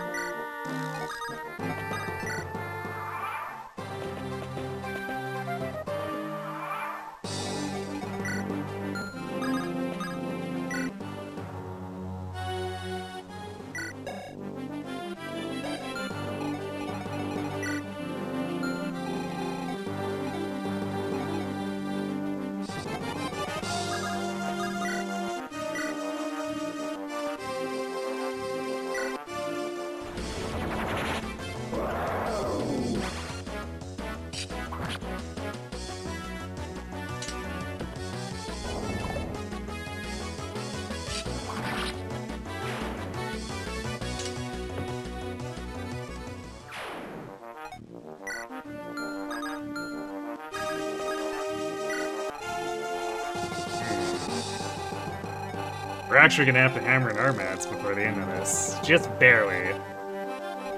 But we are.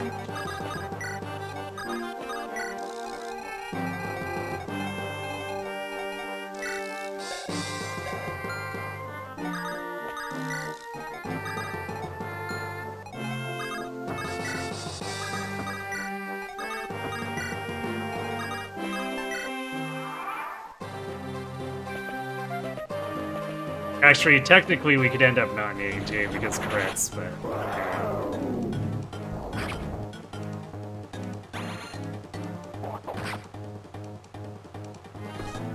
Not a great chance, and we're using 2 up per dragon. Although this room lets us not use the Armads for this one. I guess we could have probably had Deke take out the other one.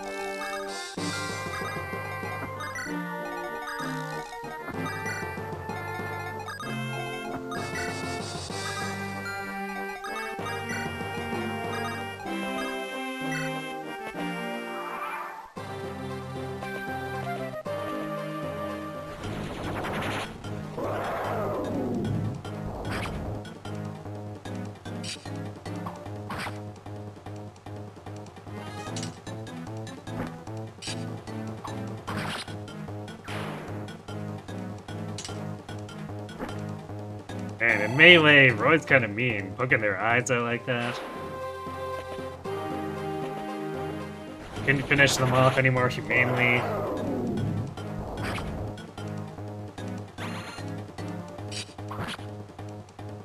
You were joking, but you didn't realize how much this chapter sucks with only foot-locked units. No, Roy's hurt, better use the bonding way to heal. True. I mean, technically it's only slow, really. Slow and annoying, but...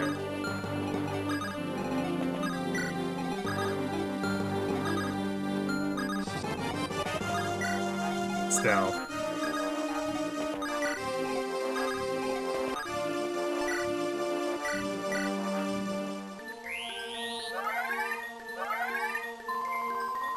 Like I said, Roy causes problems anyway with normal playthroughs unless you get a ton of boots. Which I guess is easier in normal playthroughs because you actually have flyers, but still.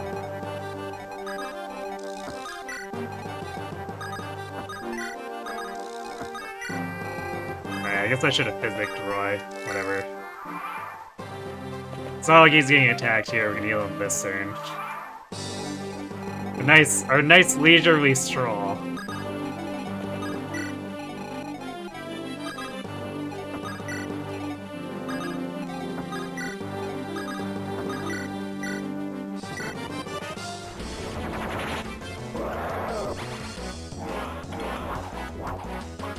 I could have had Gonzo walk over the mountains. I mean, that was the plan, but remember, he got stranded by Gale refusing to attack. And then both of them missing Gale like 6 times.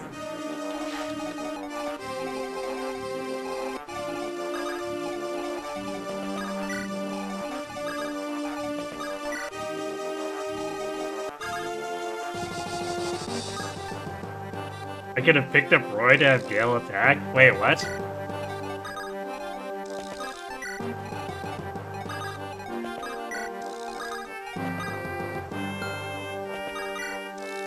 Does Gale only, like, target Roy or something? Is that why he was just hanging out?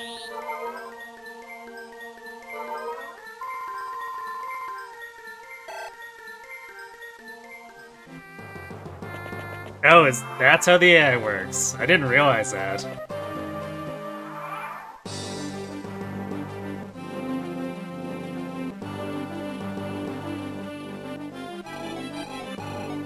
Because I thought it was just I was breaking his waypoint or something by having Gonzo and Garrett in the way.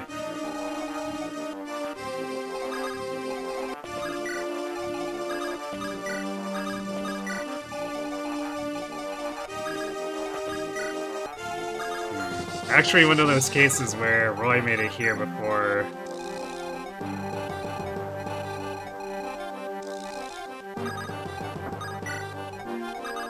everyone else, and we actually don't want to seize just yet.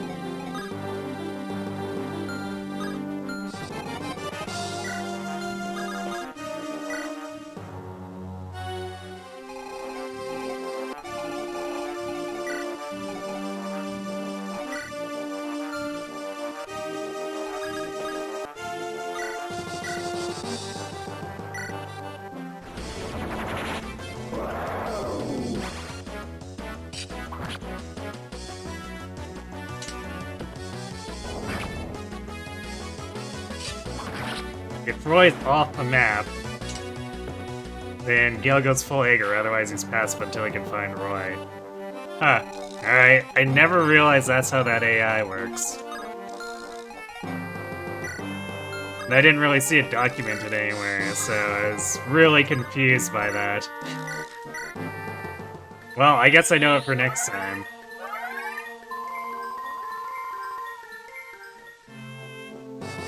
And that includes his lackeys, too, right? Because his lackeys are also hanging out beside Garrett and Gonzo and doing nothing.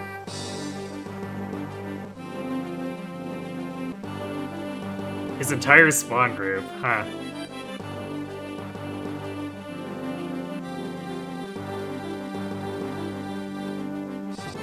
You wonder how much of a challenge it'd be to actually use all the legendary weapons here to kill the dragons, meaning training someone to S in every weapon type? I feel like it'd be mostly just a slog for light, because training light buffs is awful. But otherwise, I think every other weapon you'd easily get to S.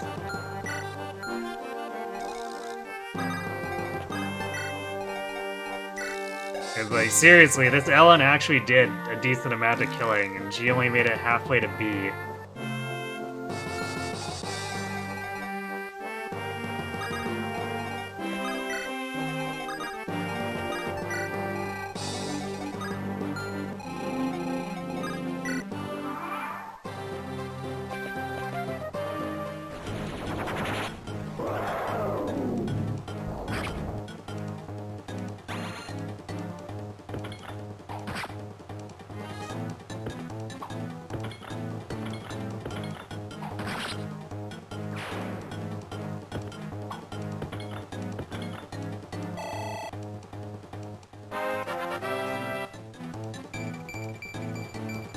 There's a good Gwendolyn level.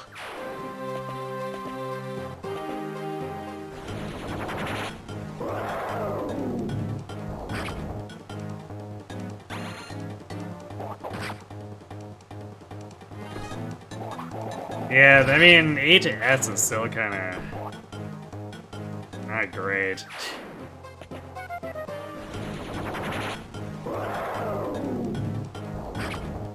But yeah, I guess Yodel would probably be the clearest bet. Alright, Lot. Now, if only you'd actually crit on the first instead of the second swing, could have saved some durability.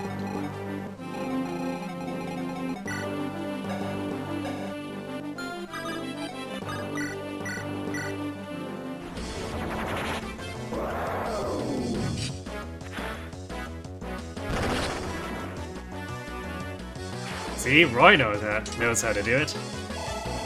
Saving all that Binding Blade durability.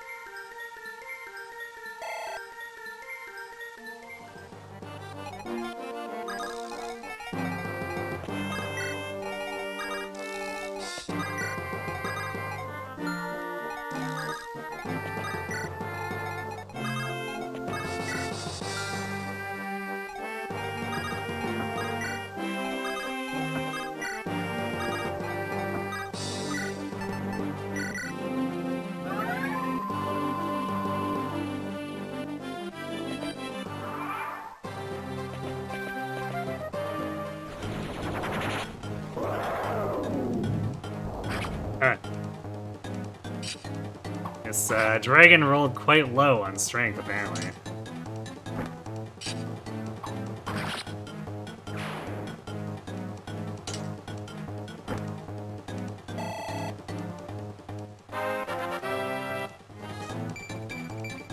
Yay!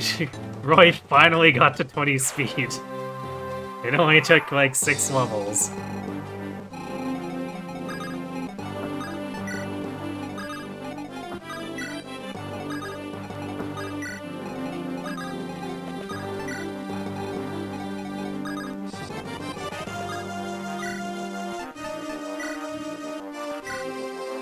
Roy's our boy, sure.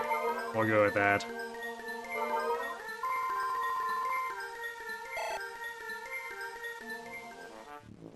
How much damage does Wade deal with the killer bow? Ooh, 7 whole damage.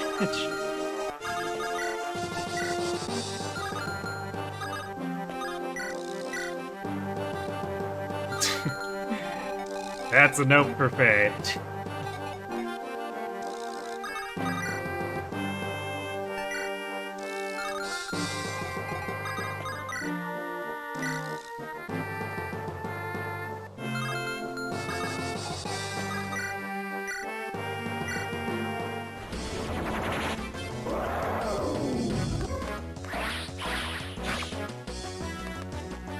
You'll never understand the whole Roy's our boy thing. Didn't that come from Smash?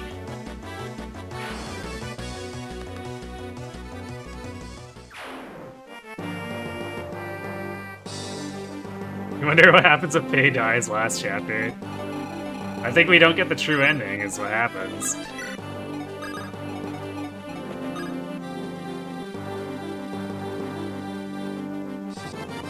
Oh, you mean the chapter before this?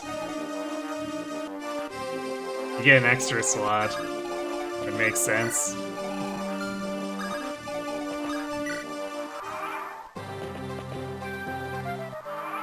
Roy's way more liked by Smash players than his FP fans. Kinda true. Like, I mean, he's clearly got enough of a following for to keep showing up in heroes polls and stuff, but it's that awkward place where he doesn't place well against other wards, but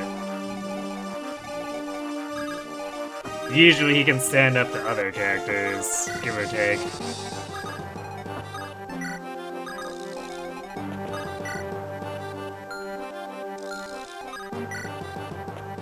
Oh boy, I sure do like waiting for Roy to reach a throne so we can open the door.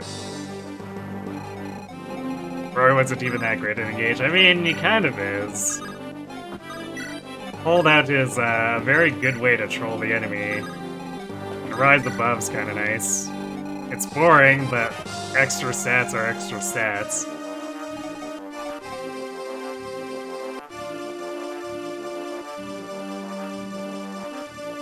Imagine if character usability correlated into their popularity. I mean, it often does. It's not usually the deciding factor, but I feel like Ike's power, even though he has a slowish start, tends to play into why people like him.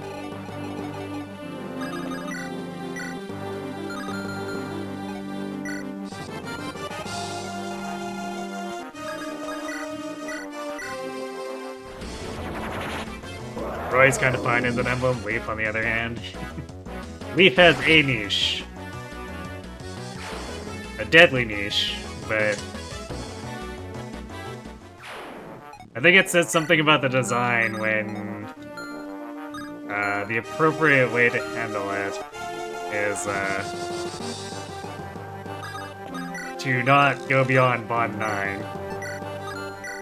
I feel like that's not something the developers intended, and shows how it's kind of problematic.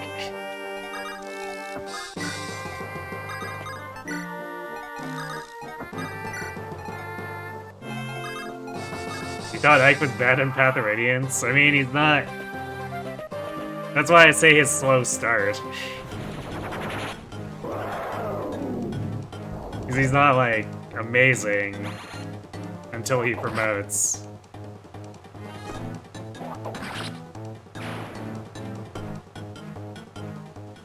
Then he becomes competent, then he gets Ragnall, and then he's actually quite good, which unfortunately is very late, but it's still quite a bit better than with Roy.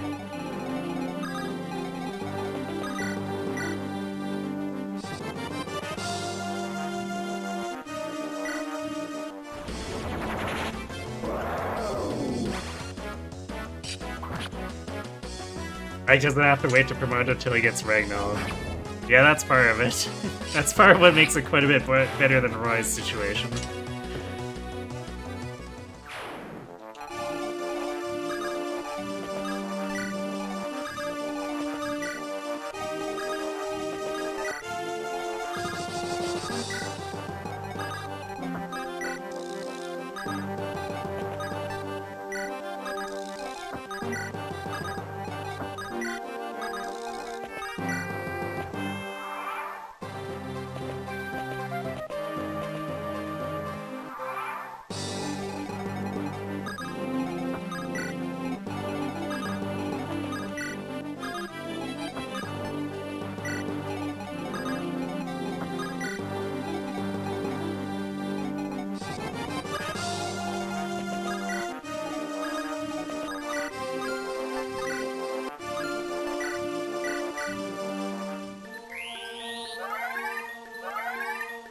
The FE1 and 3 remakes Martha's a ball and chain to deal with.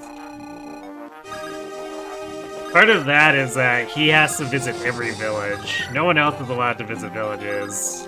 Diplomats do not exist. Envoys do not exist. Roy has to do it himself.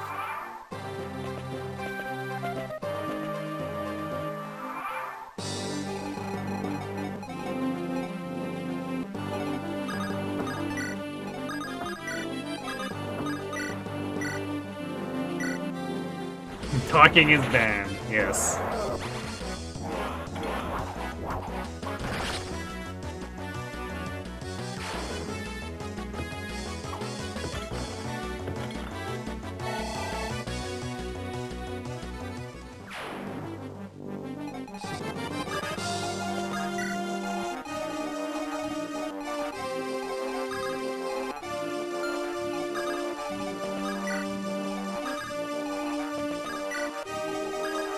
Yeah, I mean, a new Mystery Marth, if you can actually get him trained up, does become strong. Just when are you gonna find the time to actually give him the experience?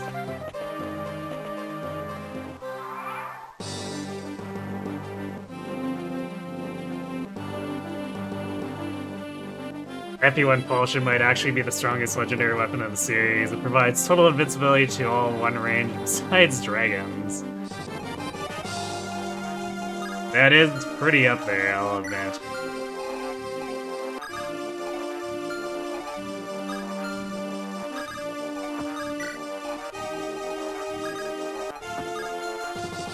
But I feel like the indestructible 1 to 2 range weapons, even though usually you can still take damage,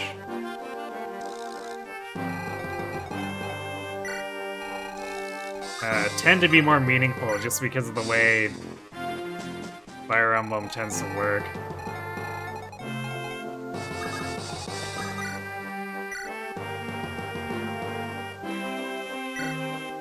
The whole infinite counterattacks thing is a design-defining thing. It warps the game entirely around it.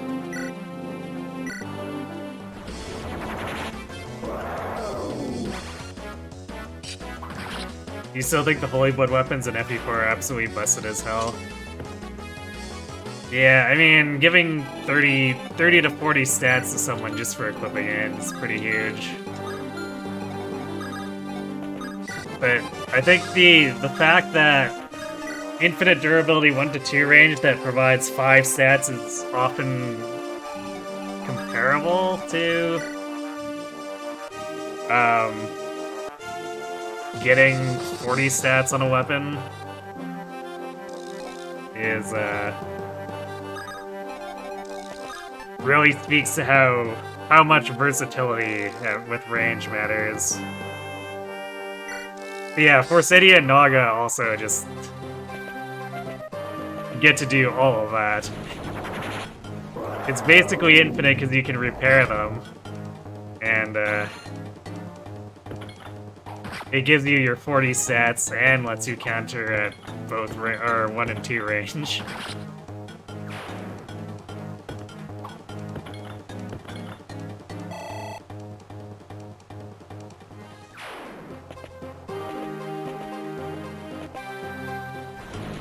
One might also call it virtually cheating.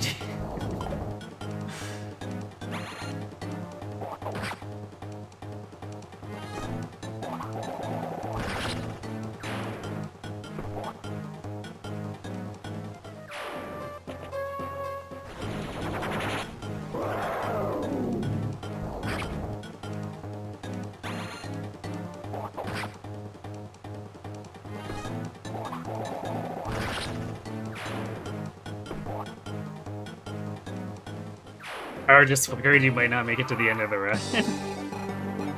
Damn you, Jan. Look what you've done.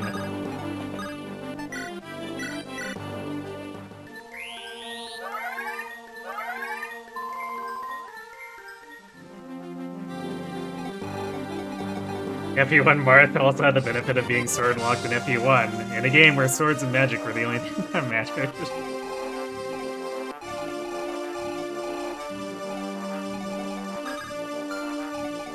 I don't know, I feel like I used an awful lot of javelins and hand axe. Well, actually more just javelins than anything when I played it.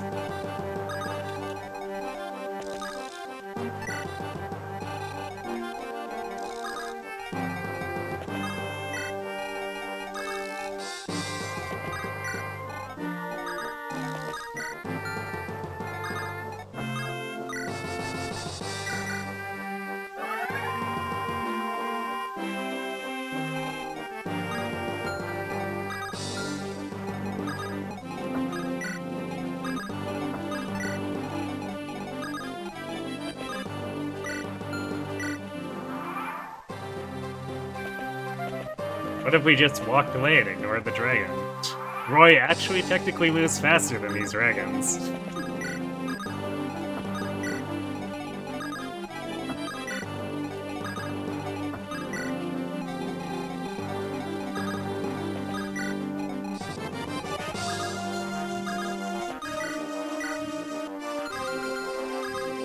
Wade can't even deal damage here.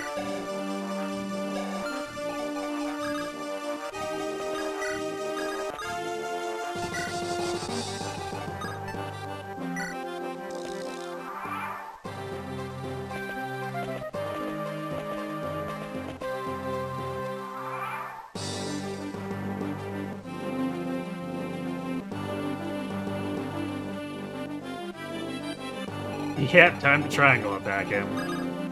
Is the plan.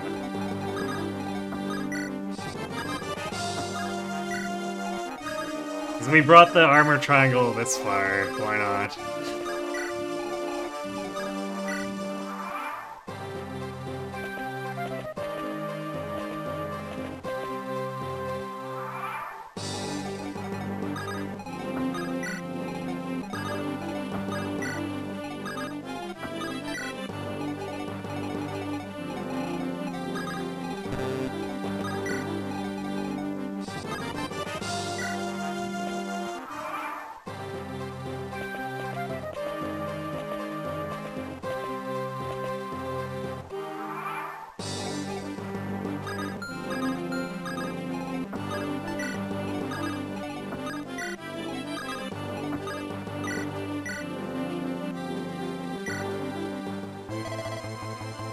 You've waited a millennium to get armor triangle attacked?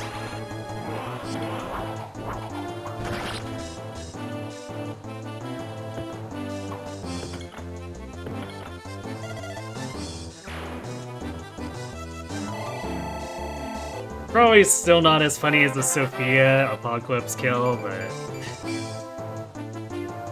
it's up there.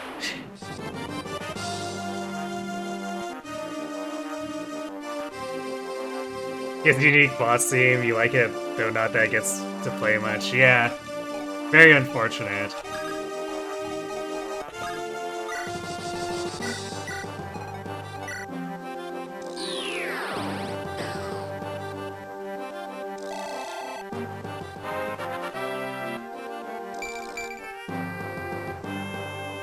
Hey, look, Kellen capped out magic.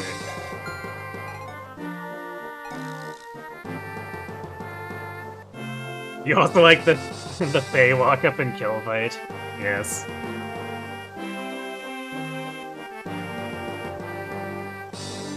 Clearly the strongest weapon is the Viscum from 3 houses, yep. Totally true, an online article told us that and Recover.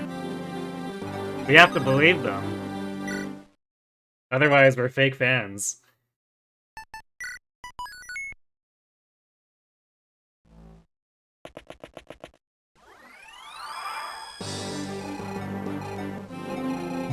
This is such a funny room. It's just like, okay.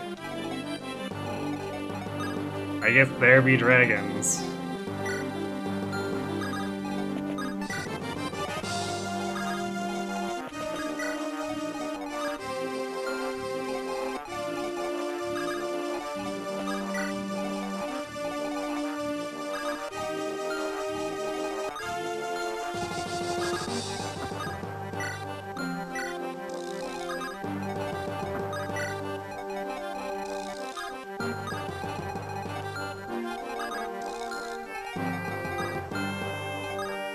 I think Roy could technically just run into the middle of these guys, too.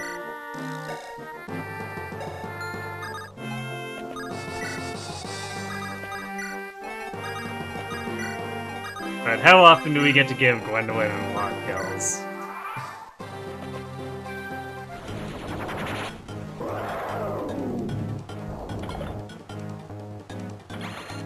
After playing Fates, you'll never complain about this chapter again.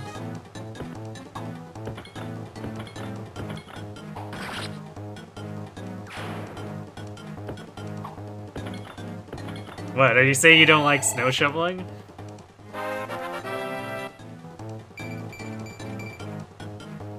"17 strength on Gwendolyn. It's good that she's actually gaining stats, you know, in the last 3 turns of the game. Snow shoveling's better than the desert map, but is it? Gasp, plot missing. Actually, can we be funny and have Ellen kill this? If she crits...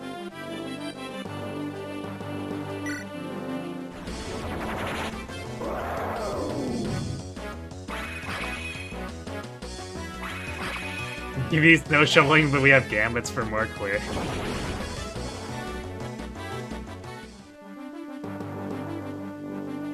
Okay, Monkey's Paw. You have gambits for clearing, but there are now 10 Mjolnir tomes in the hidden inside of it.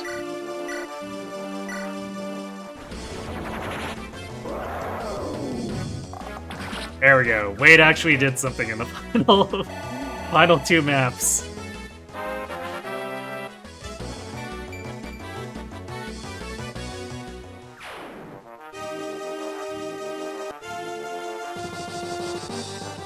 Same amount of strength as your level 18 Eliwood in your current playthrough. Rip.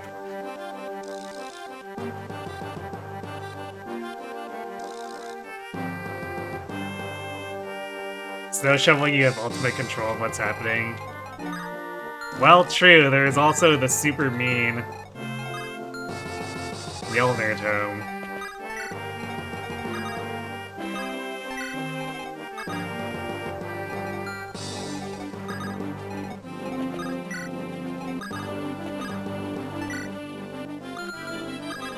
I don't know why I'm even healing, but I guess we are. Wade's fortress so smug. You made it to the end. Yep. You made it to the end with these amazing stats.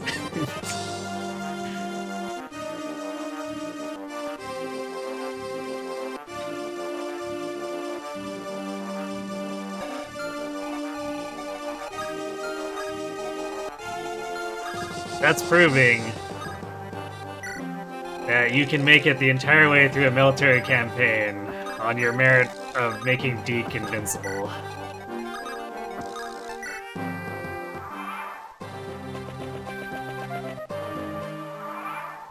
One range locked final boss, yep. I like how this guy just wanders in off from... Actually, I don't even know where, what? I guess these things are supposed to be generators or something?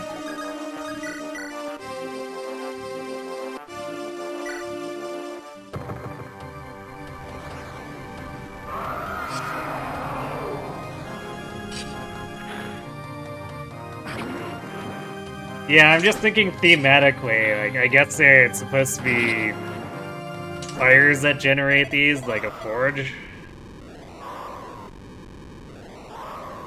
You think it's random, or could it be more? Fun.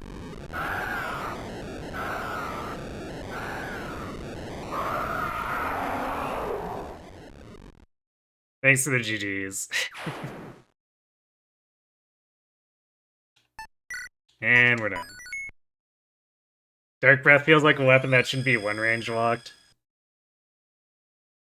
Yeah, generally speaking,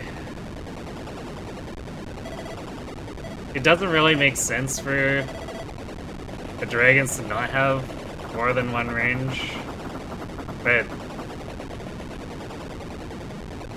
that's basically just how it is for all the Manakets in this game, right?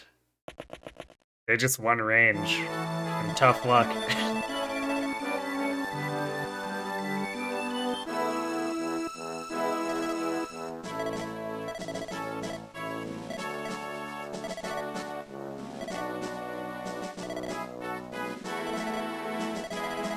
And apparently we can't press start through this.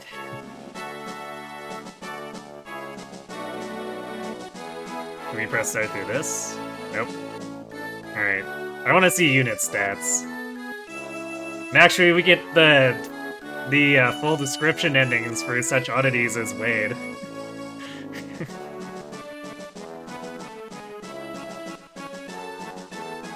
Wade and Barth and Boris. How often do you see the full endings for those?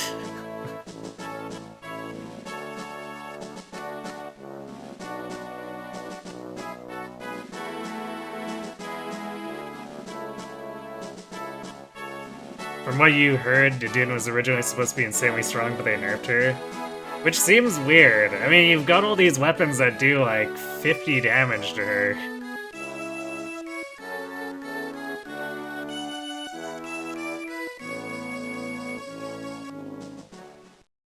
And often double. They could have made her so much stronger, it wouldn't have mattered. Even if it was all bulk and like a little bit of extra damage. She was originally only weak to the Binding Blade as well. Interesting. How often do Manakits and Dragons actually get 1-2 range in the series?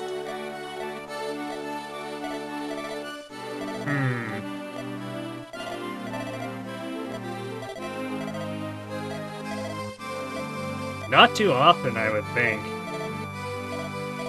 Like it's, Radiant Dawn Awakening? I guess Blazing Blade, the final boss, has 1-3, but I don't know if we could really count that.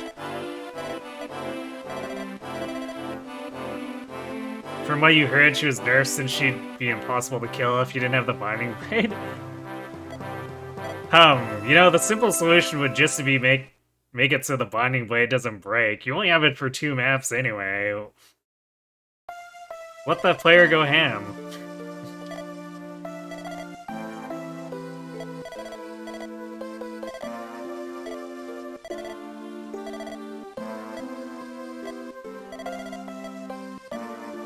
Like, would it really be so bad if Roy had an infinite Binding Blade to just chop through Brunya's chapter? I don't think so. As per usual, the answer to that is that weapon durability sucks. Yeah. I mean, as far as it goes, applying it to legendary weapons without the ability to repair it is, extremely questionable.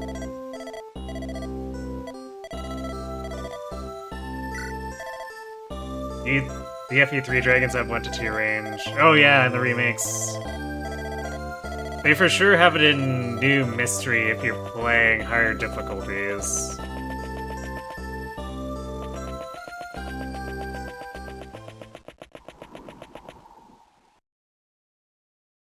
Yes, the big worms and Engage have 1-3 range.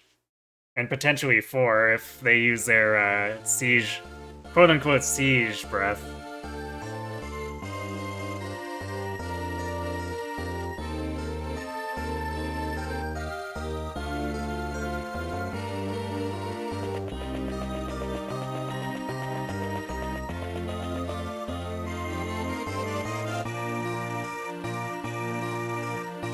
Faye was defeated by Coconut. I mean, we didn't level her, so her stats were low enough that a Coconut could take her out. Especially if she didn't bring her Dragonstone.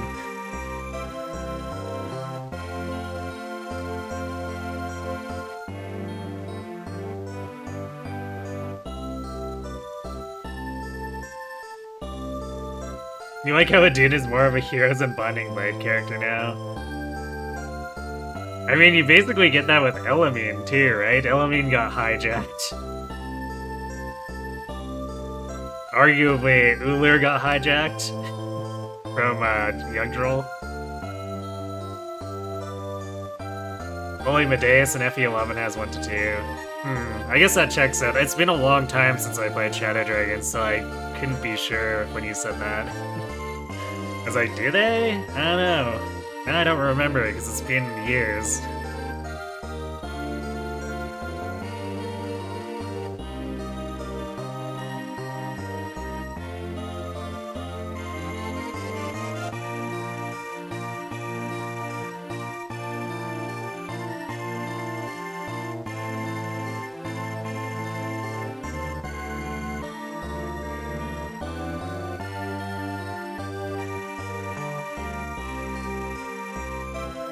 I guess the Shadows of Valentia dragons also have longer range.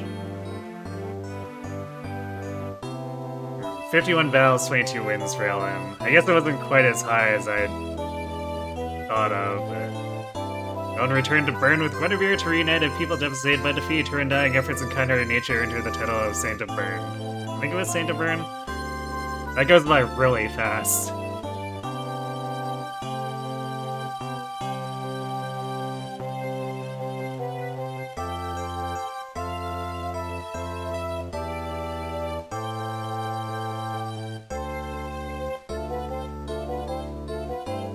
You're imagining a ballista launching coconuts, like the rock ballista in Telia's? Sure. After returning home, Lot married his childhood friend and led a fulfilling, if humble, life. Although he played a major role in the war, he rarely talked about it openly. Actually, he had nearly 500 battles and about half of those wins. Lot did legitimately do a pretty good job for himself, even if it took a while for him to get going.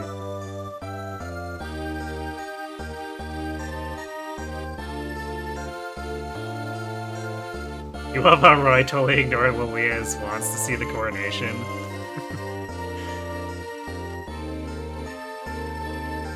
Rip. Alright, 613 and then 355 for Deke. Seems about right. Deke broke up his mercenary band and set out to travel on his own. Independent, he fought in various battles and left many tales in his wake. No, Deke, why would you break up your band? Your invincibility supports.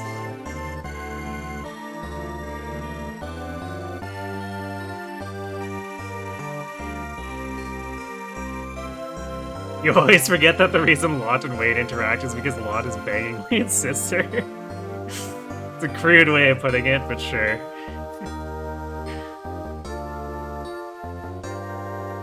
Alright, well, Lou is nothing new, really. We brought him last time, and he was even more cracked this time, so...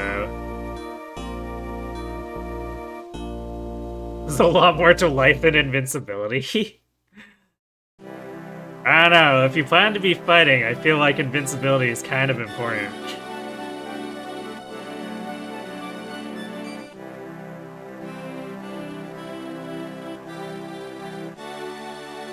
Quite a few battles and a decent amount of wins for Wade, though, despite his stats. After returning home, Wade worked to cultivate the land and construct homes in the Isles. His work continued through many generations and eventually became the greatest city in the Isles.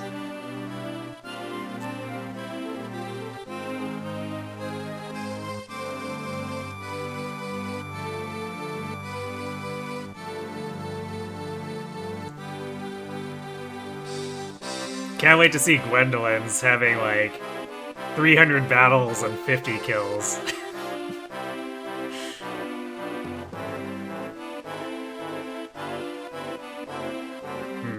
Boris was, yeah, low kill rate. Boris returned to Ostia to help rebuild his ravaged homeland. His kind-hearted nature allowed him to reunite the people once again and bring harmony and prosperity back to Ostia. Thanks for GG. Wade didn't care about his sister, he cared about the land. What a funny man. True.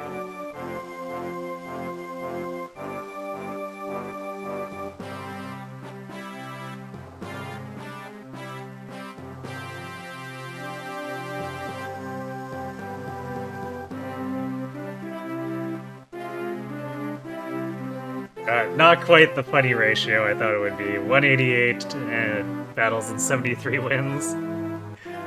Gwendolyn continued her life as a knight. She was idolized by many and is remembered as the first female captain in the Ostian army.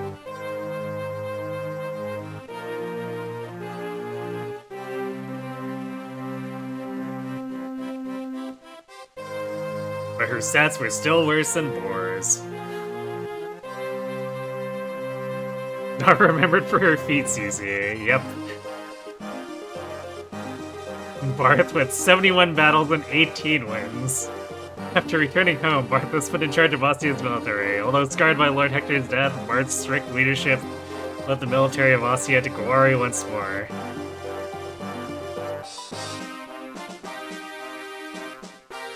Returned to Ostia to become a bureaucrat and open the office for OOF, the Ostian Offense Force, a union that took pride in protecting the work environment for the Royal Guards.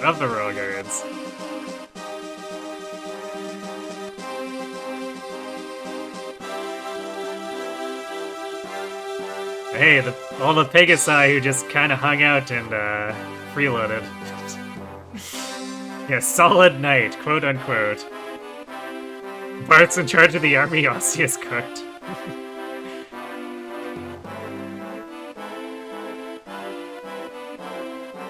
Look, he'll be fine. He has 23 defense. What could possibly go wrong for Barth?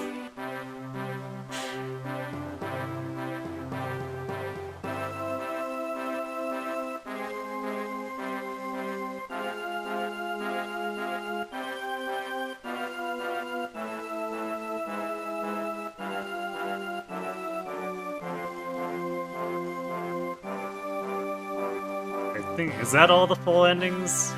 I wasn't keeping track of how many characters it had gone through. Although we still have several characters who don't get full endings, who I want to see the combat stats of.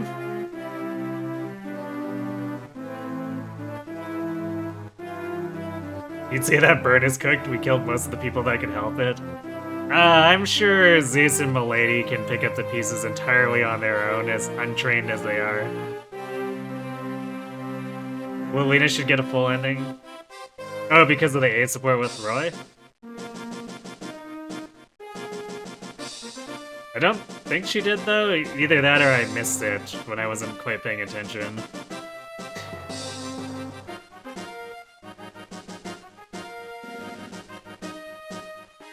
These sure are, some GBA support grinding turns.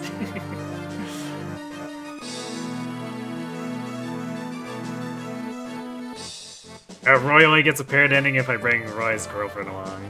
Makes sense. We left Gale alive? No, I definitely murdered Gale. I murdered him out of spite for getting in the way of me going to the secret shop. Why does the wife trust? True.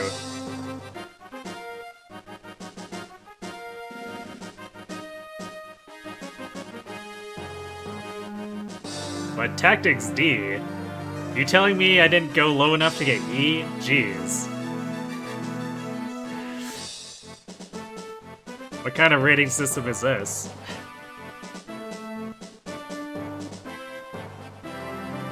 "32 turns on chapter 24, and most of those were just wandering along the paths." Yep.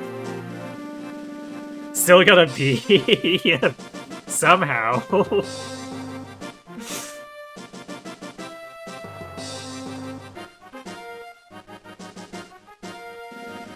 You like to think Ellie would someone grading us?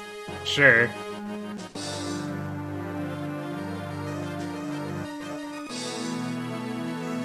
Your sister actually finished her replay of FE6 a couple days ago and messaged you indignantly that she didn't even get a paired ending for Roy if she didn't bring Shanna to the end.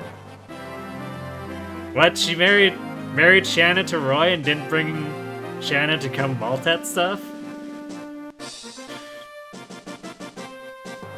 Good job, son. You aren't a total failure.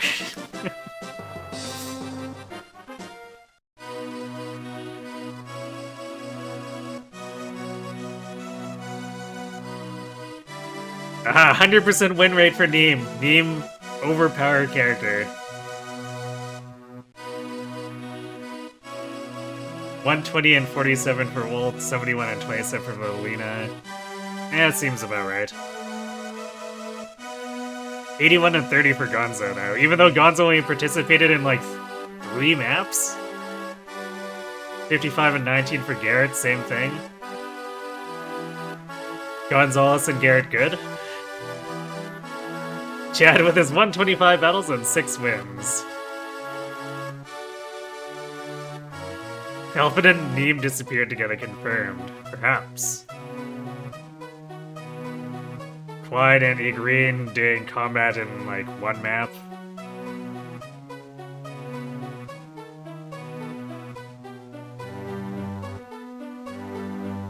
I can't even remember what attacked Astor.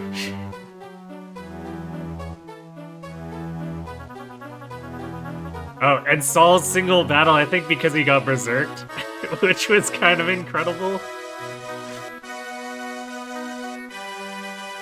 76 and 20 for Rutger, which, considering he got benched early for not leveling like anything, seems pretty decent.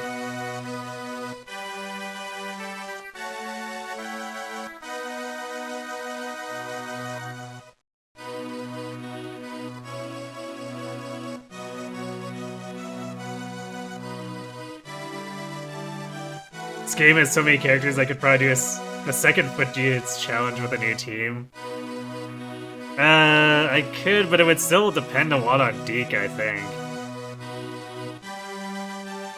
Because a lot of the characters we finished with were early game units. And getting those supports rolling early were kind of integral to not getting overrun.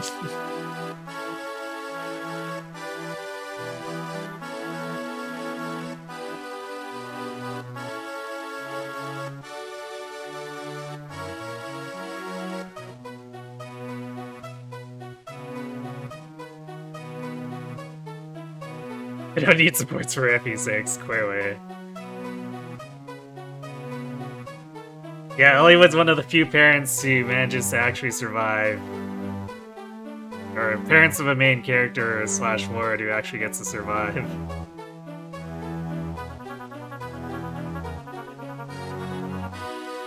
Now comes a big question. VC1 ranking versus FE6 ranking. VC1 ranking is definitely worse. Because it actually tangibly has ill effects on your squad's power in the game.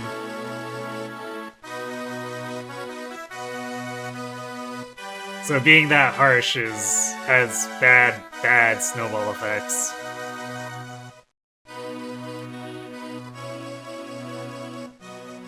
Because all FE6 does is a little trolling.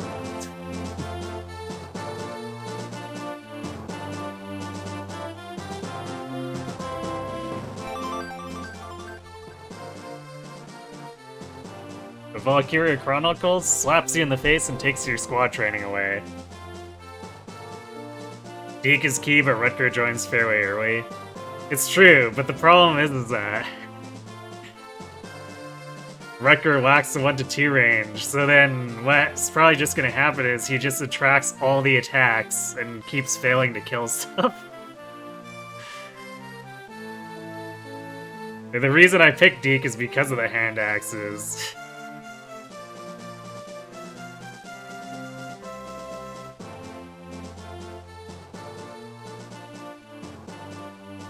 Although there was actually a chance there that if Rutger hadn't gotten so many terrible levels, I would have actually cut Wade and brought Rutger instead and given the hero crest to Rutger. But Rutger just like completely face planted 6 levels in a row and I said no.